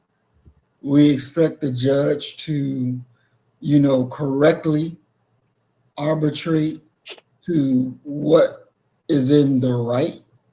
They're not going to do it. They'll always pick the sides of their brothers, always pick the sides of their sisters. So this is why we have to know that these are criminal organizations that we're dealing with. You ain't dealing with no right organization. You damn sure ain't dealing with no organization that have some morality to it. There is no morality to anything that these demons do. But this is real. This is who they are. This is what they do. This is how they think. This is how they move. So when you're looking and dealing with the FBI or the regular police or the CIA, any of those alphabetic organizations, understand that you're dealing with a criminal organization, that they are the real criminals. And once you really understand what you're dealing with, then you must deal with them accordingly. Don't be afraid of them. They're fucking criminals themselves. They are the real criminals. Everything that we're reading in here, these actions that they have taken are criminal actions that are against the law. So evidently, if it's against the law, if it's a criminal action, and not one FBI agent or provocateur are held accountable. Nobody's held accountable for the crimes that they have done. Remember, and it's not only writing letters and lying on people, it's killing people as well. Yep. It's killing. And nobody that done it goes to jail. Nope. Hands off. Now, if we remember the court case against the federal government that was over Dr. King, saying that the federal government had its hands dirty and assisted with the murder of Dr. King, this actually went to court. And the government actually lost. Because one of the white boys was dying and he wanted to go to heaven. So he felt that he needed to confess what was going on, what happened, who was all involved that got King killed. And he starts spilling the beans. And he started telling everything. Because now he's thinking on, I'm going to that afterlife. I don't want to go no hell. I want to go to heaven. So let me tell it. Let me tell what we did to this man. And you know, this brings me back to the little video I sent you where the white mama was asking the little girl about Martin Luther King. And she said, he died for our sins. Yeah, he sure did. He sure did. And see, this is what criminal organizations do. This is what they do. And, you know, I think that if that court case wasn't held in Memphis, and if they didn't have Judge Joe Brown as the judge over the case when he was sitting on the bench, that shit would have got tossed right on out. Tossed right on out. But see, on that case is what they're using to sue this federal government over the killing of Malcolm X. They're using that case as precedence that now we can bring a claim against the government for what they did to Malcolm X. And you got people again spilling the beans, saying this is what was done, this is what happened. The federal government hands are very dirty. Dirty. Very dirty. Now, these is what they did to those of us who were big time people. Can you imagine what they have done to those of us who ain't even big time? But they've actually worked against our progress, against our forward movement. You got to realize that, yes, the FBI, the CIA, all them boys, they worked against you just as well. We're not in the situations we are in because happenstance, it just so happened this way. No. Nope. Ain't no goddamn way. Exactly. This was in some goddamn boardrooms. Exactly. Plotting and planning and strategizing, using technology all the way up to the White House. Remember last week, this shit went all the way up to the White House. Exactly. For approval. Exactly. Yep. And Maurice, okay, so let me share my screen again right quick, please. Okay. What is red baiting? Because they were using a tactic called red baiting. I've never heard of red baiting. Have you? No, I've never heard of that. Okay, so red baiting, according to AI, is a tactic used to discredit opponents by falsely accusing them of having communist, socialist, or anarchist sympathies to shut down debate and delegitimize their arguments or actions. The red refers to the traditional color of left-wing politics, while baiting refers to the persecution or harassment of the targeted individual or group. This technique aims to manipulate public fear and loyalty by painting legitimate grievances as unpatriotic or subversive, and thereby avoiding engagement with the actual issues at hand. You know that what reminds me of when with the Israel people, the Israeli people, when you say something against them, all of a sudden you are anti-Semite. That's right. And there are videos out there. I've seen these videos years ago. They were laughing at it, saying, "Oh, we just use that shit just to, harass people." And when we target them and label them, they lose their job. They get in trouble and they become, an asshole and things. They were laughing about this shit. Exactly. When they put that label on your ass, it's not a good thing. But they do it as a tactic and a technique to shut your ass down and to shut down your debate and to delegitimize your argument and any of your goddamn actions. Look at the key aspects of red baiting. They use accusations. Right.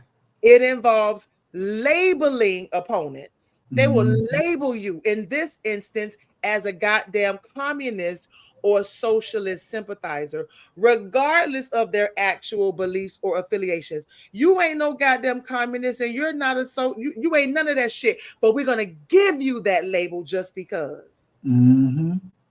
They use intimidation.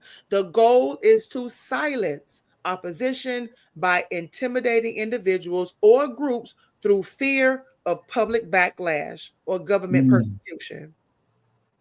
Discrediting arguments.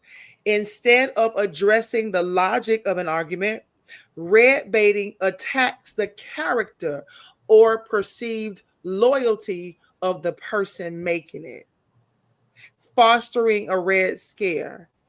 They create a climate of fear, similar to the historical Red Scares, where a supposed threat from left-wing ideologies leads to moral panic and suppression of dissent. So red baiting is a part of their technique and their tactics to neutralize, discredit, dismantle anybody who is seen as a threat. Exactly. And really you can even take that to one step further, because they used that same technique when they came out with Black identity extremists. When the FBI came out with that bullshit, that was more COINTELPRO program, just like fucking red baiting, to do the exact same thing. Their tactics don't change. This is what they do. They don't want to deal with the real issues to fix the problem. No, they're going to paint you with a label and then have other people from the community say, "Oh, I don't want to be involved with that one because the FBI said these are Black extremists." That's the label that they throw on you. Mind wars. And we have to be so bold to make sure we go and investigate this shit. But that's one thing that a lot of people don't want to do. They don't want to investigate. They don't want to. There's no self-discovery. They just take shit at face value and they run with it. And that's, like I told you last week, that's one of the most important things that I'm learning. You got to know your audience. Just like, and I thought about this today, and I'm not going to call this person's name, but that was a tactic and a technique that was used to come against you. Factionalism was a word that we learned last week, that I learned last week. I didn't know the definition of factionalism, but I know the definition today. And so they want to break people apart, right? And so I'm pretty much new to your channel. I'm one of the newbies to your channel. And you had this individual, oh shit, his antenna went up. He got somebody new on his channel that he's doing a program with every Tuesday night. Let me see, can I get into that person's ear and dig into my bag of tricks and pull up some shit in his past and let her know about it to see if we can discredit him and she will leave him. And that shit didn't work. Exactly. Because I'm solid as fuck. Because I'm solid as fuck. I don't give a fuck about nobody on YouTube and what the fuck you tell me. I'm spiritual. God gonna tell me first. That's right. When I first meet people, spirit come to me in a dream and reveal your character to me. You ain't gotta open your goddamn mouth. It's nothing you could tell me about anybody I rock with, because God gonna do that shit first. Exactly. And they tried it, Maurice. Maurice, they try. Am I lying? Nope, you are not I'm lying. not sitting here fucking lying. They tried to come against, they was coming against you and trying to get me to fall for the bullshit. Exactly. Oh, watch this video. Even sending fucking mentions on YouTube with my bitch, you don't know me. But you want to discredit my brother and you want me to turn my back on him. So you send me some shit from years ago that you think I'm gonna sit and watch? I got shit to do. And if God did not reveal Maurice's character to me, motherfucker, then you won't either.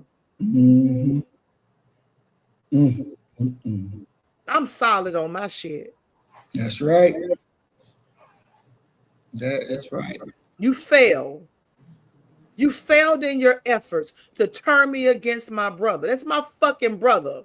Bitch. That's Maurice Muhammad is my fucking brother. And don't you fucking forget it. And if I have something to say to him, it won't be on a live. It's going to be in private. That's right. That's with right. His bitch ass. That's some bitch nigga shit right there. Exactly. We're going to hash our shit out behind the scene and come back next week, goddammit. That's right. Don't play with me. I'm grown.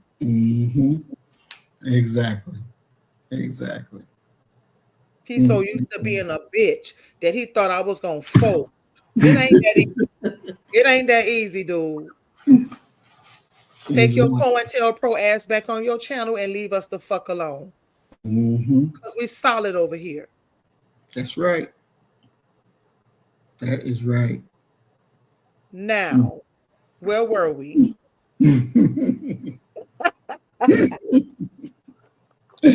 Oh, definitely. Boy, I tell you, jealousy and envy is a terrible thing. A hell of a drug. It's a hell of a drug. So these COINTELPRO agents, they were manipulating police officers. They were manipulating judges, people on the grand jury, people in your immediate family. Informants were being manipulated. Nothing, like you said, nothing was off the table. Nothing. And still the same way today. That's right. They got a hell of an informant roster right now today, using us to destroy us. That's right. Wickedly wise. And so phony organizations. Another counterintelligence tactic was the use of notionals.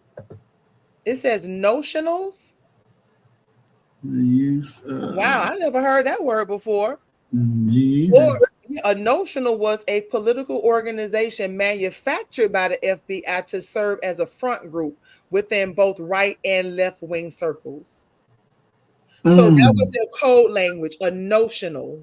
It was a fake and phony organization that was manufactured by the FBI itself. FNIC. Yep. That reminds me of FNIC, Maurice. Exactly. Yep. Attorney General Zaxby claimed that this tactic was used only against the Ku Klux Klan type organizations, but public statements and news reports contradict his claim. I believe NF, how you said it again? NFIC?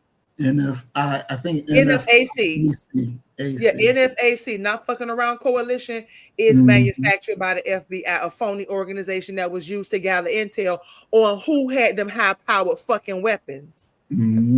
What's your name? What's your address? When were you born? What's your criminal history? And what type of weapons you have? And what are you thinking? And all that information, all of those conversations were gathered and put in their digital files and held for safekeeping. Yep. What happened to the members of NFAC when Jay went to prison? A lot of them went underground. They went underground, like in hiding? Yep. Because they had already given up a lot of information about themselves to his ass. Exactly. Yep. Probably turned informant, maybe? Probably. Possibly. Yep. Maurice, possibly. Yep. At least one Ku Klux Klan clavern was established by the Bureau. They had a goddamn Klan. Yep. So it was established by the Bureau and composed entirely of FBI informants. This clavern was supposed to attract both unorganized and potential KKK adherents, as well as members of other claverns who were dissatisfied with other Klan groups. It was hoped that the use of notional claverns would eventually create a situation where large number of United Klans of America members would leave and drain the strength of the group. Now, remember, we talked about the leader of the United Klans of America when we were reading The Fall of America. Showed pictures of their Grand Wizard. Because what I did not know before reading The Fall of America and doing research is that the Klan, they did have a lot of different groups throughout the United States of America. It was millions of them, but I didn't know that they had a lot of infighting. Oh yeah. I did not know that. And their groups were constantly falling apart. And so one of the last attempts to hold the Klan together was the culmination of those smaller groups into a larger group, which is the United Klans of America. And from that United Klan, they were terrorizing the Nation of Islam. They're killing their cows, bombing the church in Alabama. They killed the white lady, Giovanni, I forgot her name, the Italian lady. They killed her, who was helping people get to their destination during the Montgomery bus boycott. I think that, remember the white lady, they shot her in the head and killed her while she was driving. I showed you. You did, right. And and then they also were responsible, if I'm not mistaken, for the lynching of Michael Donald. Yeah, so they had some Klan claverns. Exactly. It is believed by many Bureau critics that as many as 6 phony Maoist groups were set up by the FBI in its COINTELPRO New Left activities. Only 2 have been definitely identified, and the FBI refuses to comment on the possibility that others were created. What is it about this Mao? I think you mentioned something about that previously.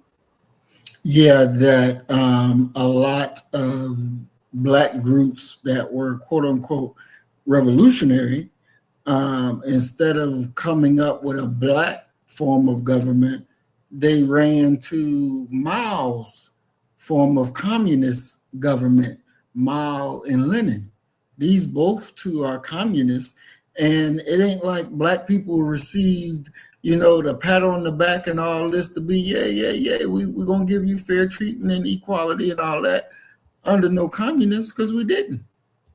So it's running to them is not solving our problem.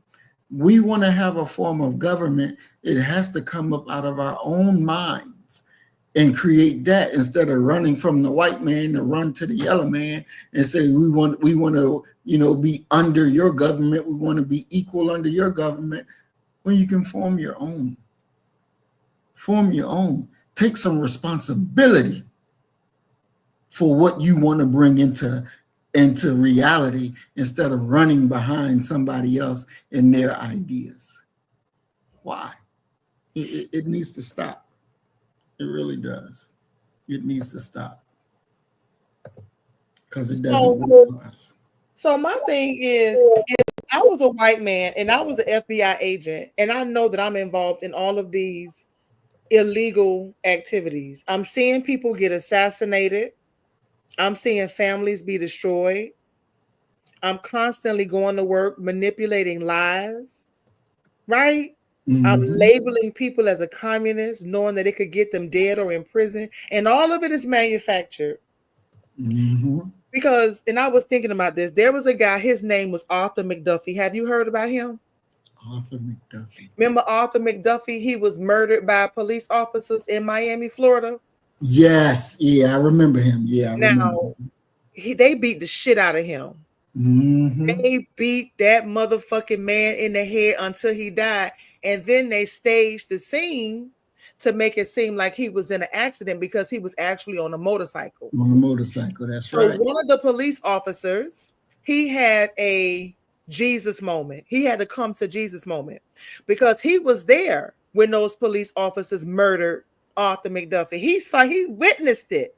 Mm. He saw them beating the shit out that man on the sidewalk. He saw them manipulate the police scene to make it seem as though it was an accident on his motorcycle. He goes home, according to the book I was reading, this white man, this police officer, he went home and he looked at his white son. And when he saw his white son, he thought about this man that we just killed. That's somebody's son. That's somebody's child. How would I feel if somebody did this to my child, my son? He went into the Miami police precinct and he snitched on his comrades. He said, "We killed that man. I could tell you who did it, how did it, and when they did it." And all of those officers were still acquitted of the crime. Not one, not to my understanding, not one of them served a day in prison for lynching a black man. So I said all that to say this. I'm just wondering, how could they go to work and do this type of work and not go insane? Yeah, I think it's part of their nature. It's just who they are. It is what they do. Because remember the soldiers, some soldiers are, I think it's called immolation. They're setting themselves on fire. They really set themselves on fire. And some of them simply can't live with themselves because of what they've done. They know what they did. Exactly. Blood, spill, crying from the ground. Going over there, killing people. And have the majority of the time, it's the United States government that's committing illegal activities. Yep, sure is, and people know it.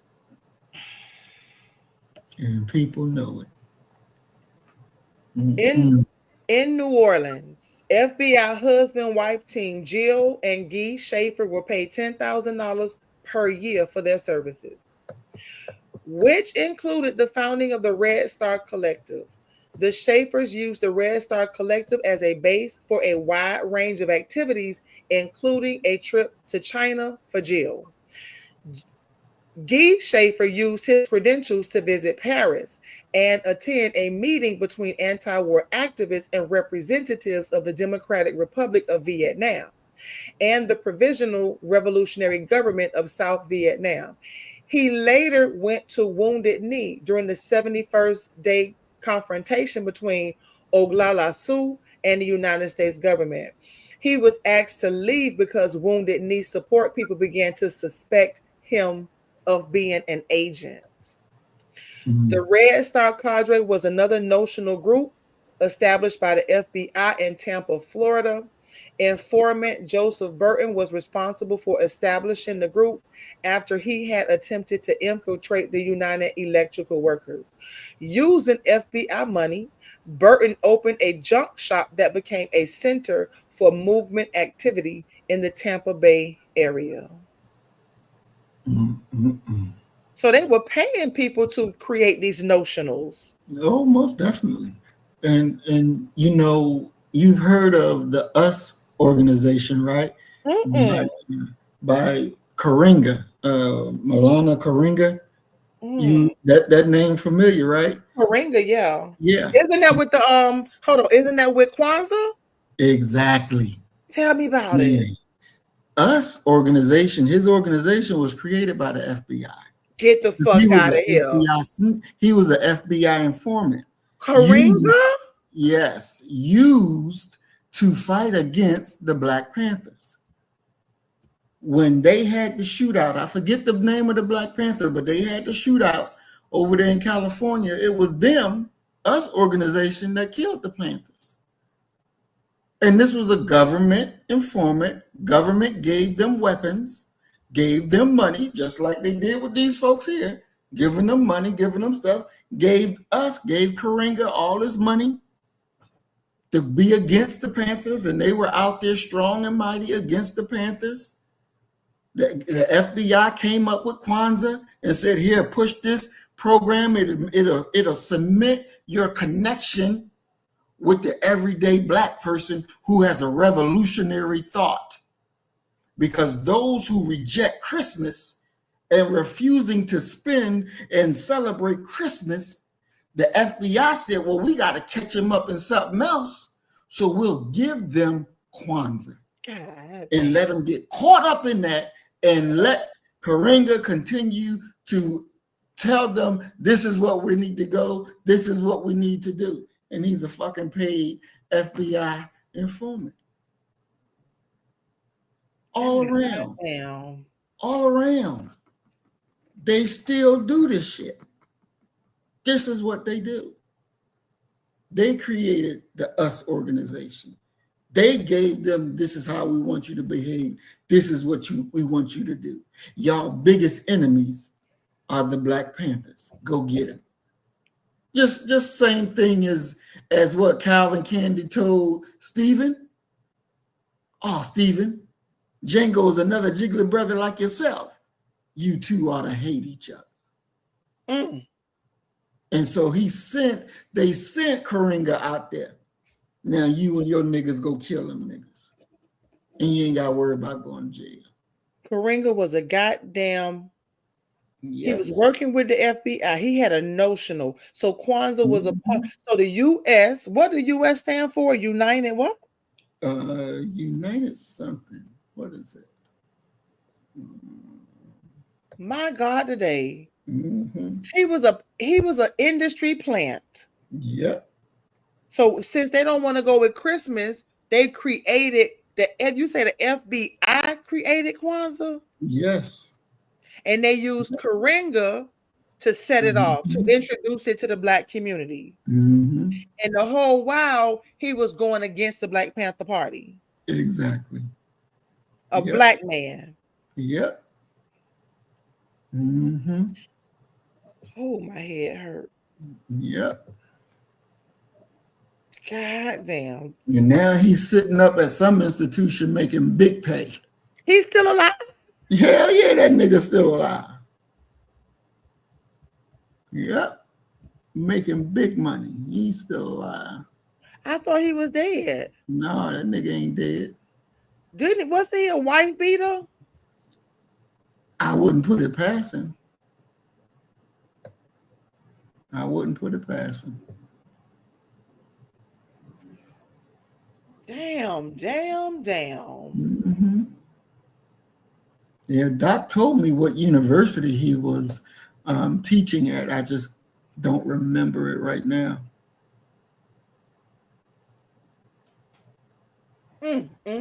So he was used to undermine. It says Karinga was caught in the crossfire. It says the FBI's goal was to fracture Black unity by sowing distrust amongst leaders and organizations. Mm-hmm. Damn, Karinga. Yeah. So we should not be celebrating Kwanzaa. No, not really, because that's a FBI program. That's why we have to come up with our own stuff. We have to come up with our own stuff.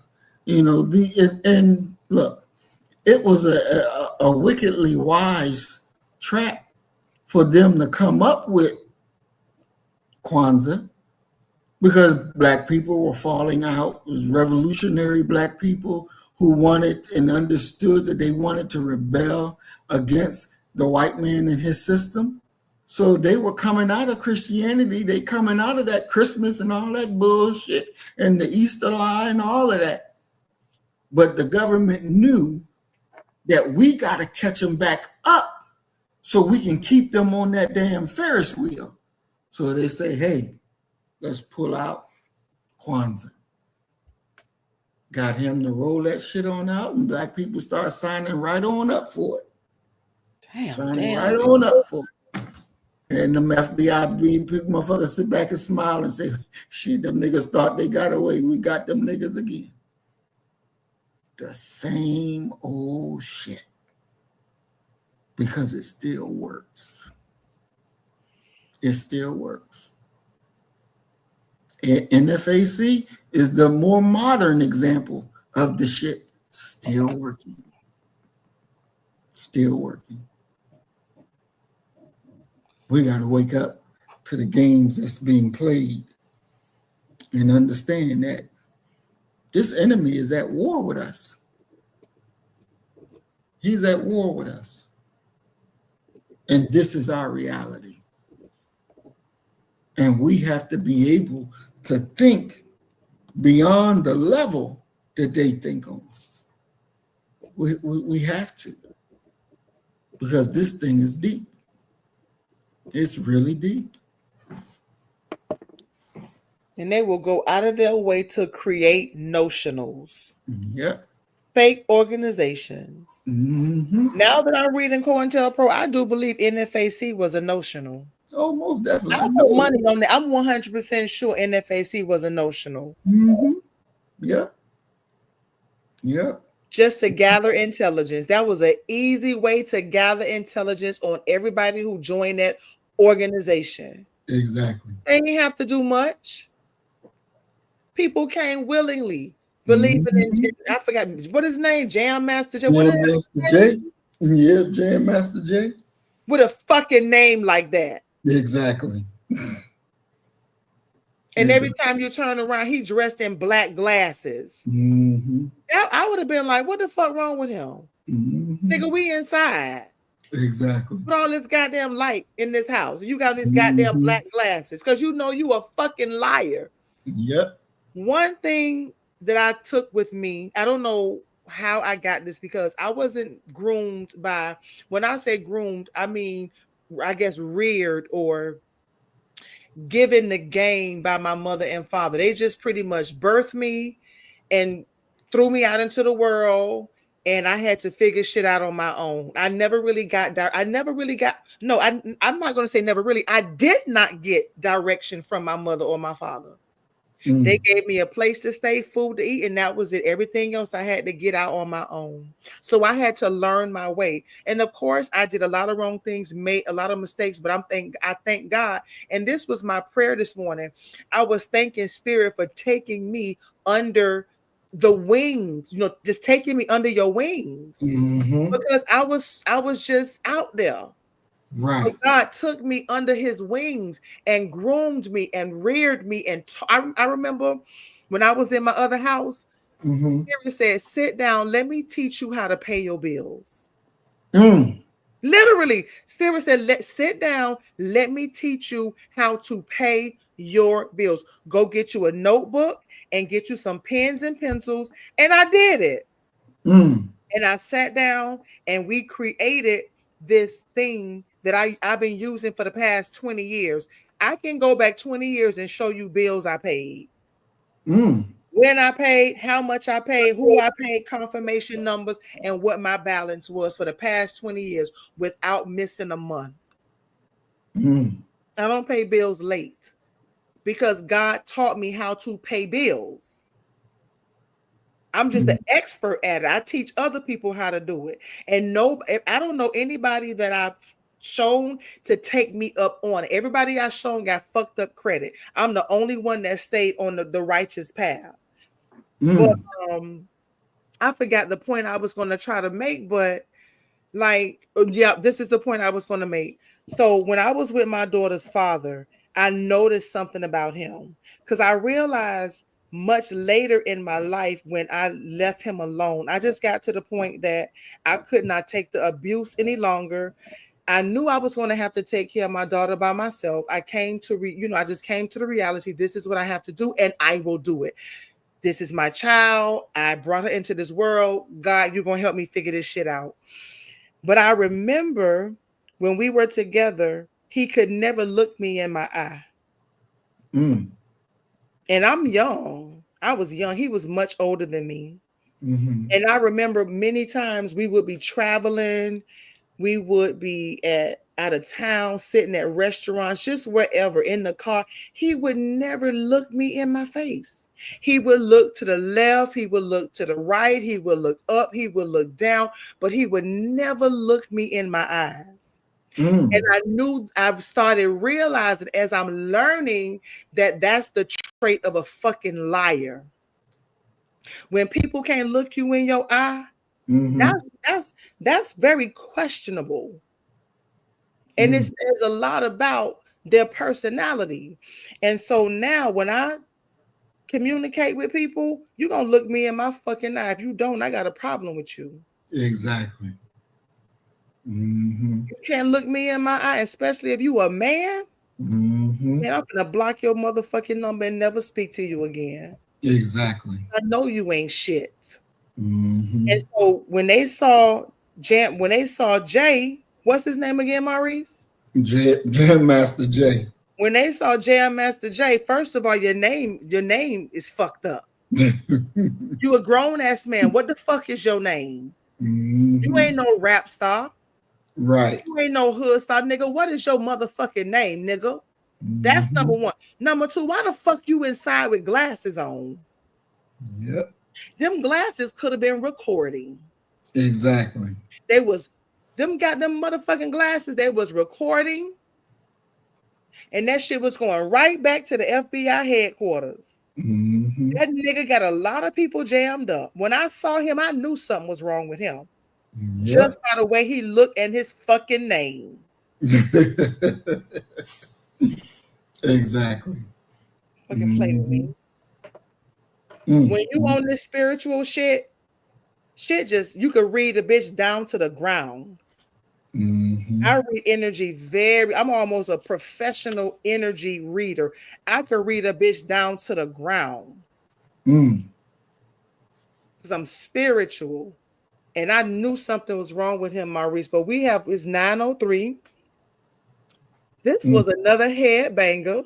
You are like Earth Angels say, you are a treasure. You are. You are a treasure chest of information. And I am so thankful to be on this journey with you, to be learning this from you. And I just thank you so much. This was another headbanger. You know I'm going to watch this again like 3 times. Definitely. Because I got to soak up this information.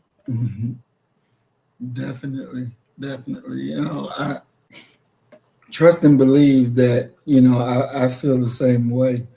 I am honored to be able to do the study with you.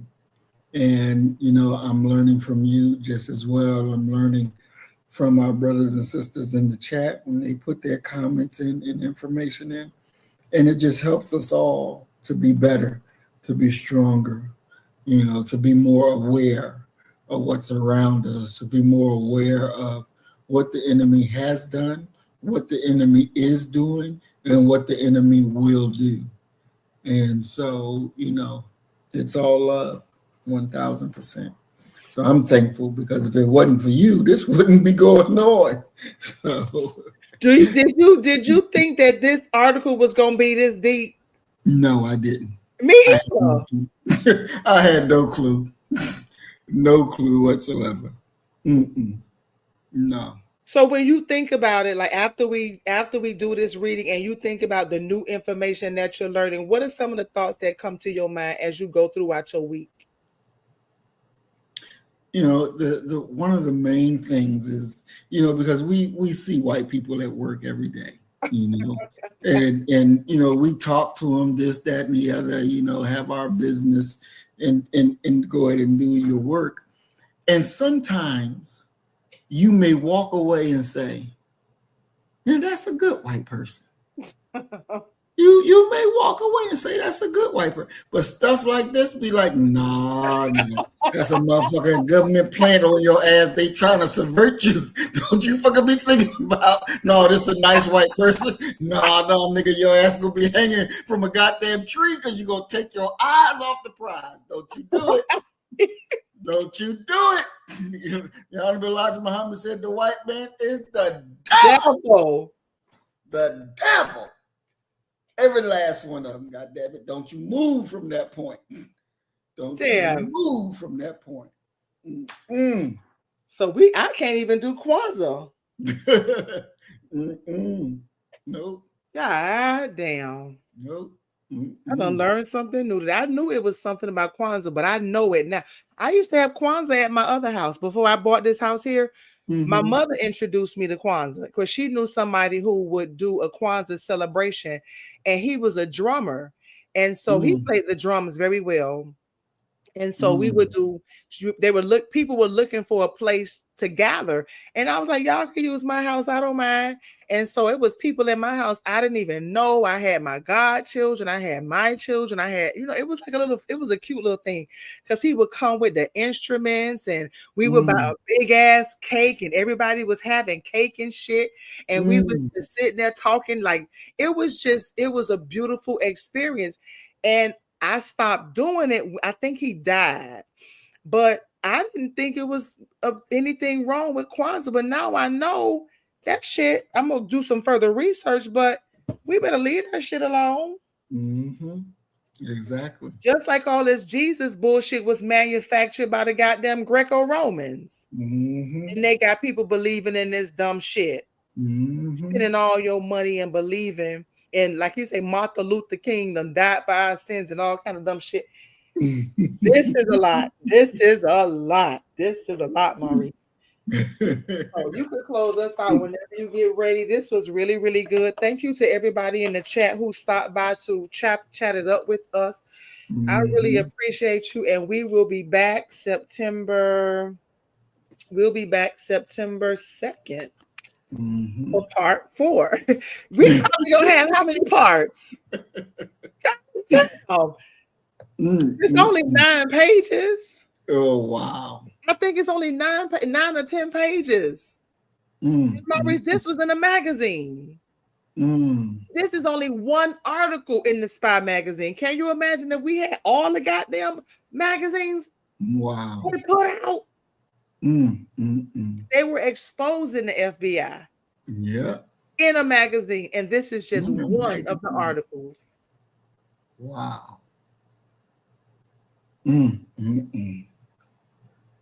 That's deep. That's deep. And and I told you before that anybody, definitely, everybody, especially if you're Black, you need to understand this. You need to understand this COINTEL program. You need to understand exactly who you are fighting. You need to understand exactly the mindset of our enemy. You have to understand it. You have to be able to know the depths that they will go. Because if you don't know the depths that they will go, you'll never be able to defeat them. You'll never be able to defeat them because you don't understand their thinking. And you got to realize that we have a moral thought with us. They don't. They don't.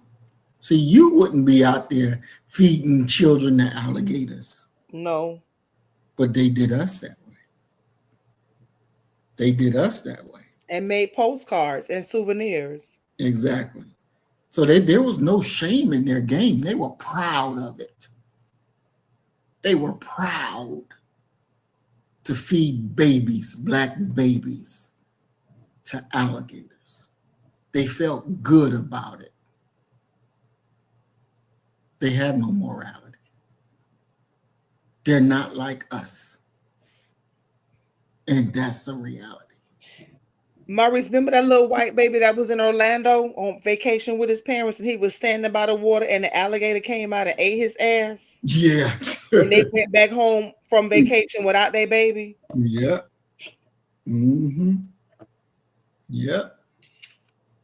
As thou hast done, so shall it be done. Exactly. The alligator came out that water. Mm. Remember I showed you the picture of my granddaughter with that goddamn alligator? Mm-hmm. Exactly. I ain't scared of no alligator, girl. Get your ass over here. If you don't get your ass over here, I'm like, I ain't scared of no alligator. Well, goddamn it, I am. Get your ass over here.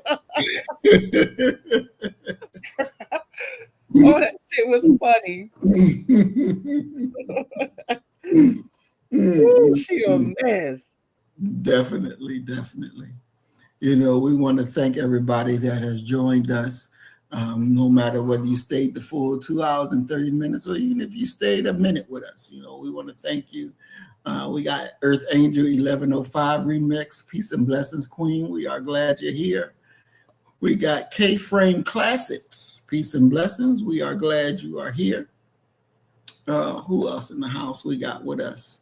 Brother Willie Rivers, Peace and Blessings, big bro. Glad you're here. Who else we got? Angel Goons probably been going a long time ago, but thank you, Angel Goons, for stopping by. Hope you're not emotional. Exactly. We don't want none of that. We ain't bothering you. Just leave us alone. Let us read this goddamn article. Emerald Modesty, Peace and Blessings Queen. We're glad that you're here. Thank you for joining us. Definitely, definitely. And again, thank everybody who just watched and didn't even drop a comment. We thank you for your support. And we love y'all, and we'll see y'all again on Tuesday. And as we always say, you kill the nigga in you, I'm going to kill the nigga in me, and our God will reign supreme. We are Black first, today, tomorrow, and forever. Love you, family. Peace and blessings. Assalamu alaikum. Shalom. So you better get the message and get it straight. You're going to need some bridge work. It's simple as that. Because we're living in judgment. We're living in implementation.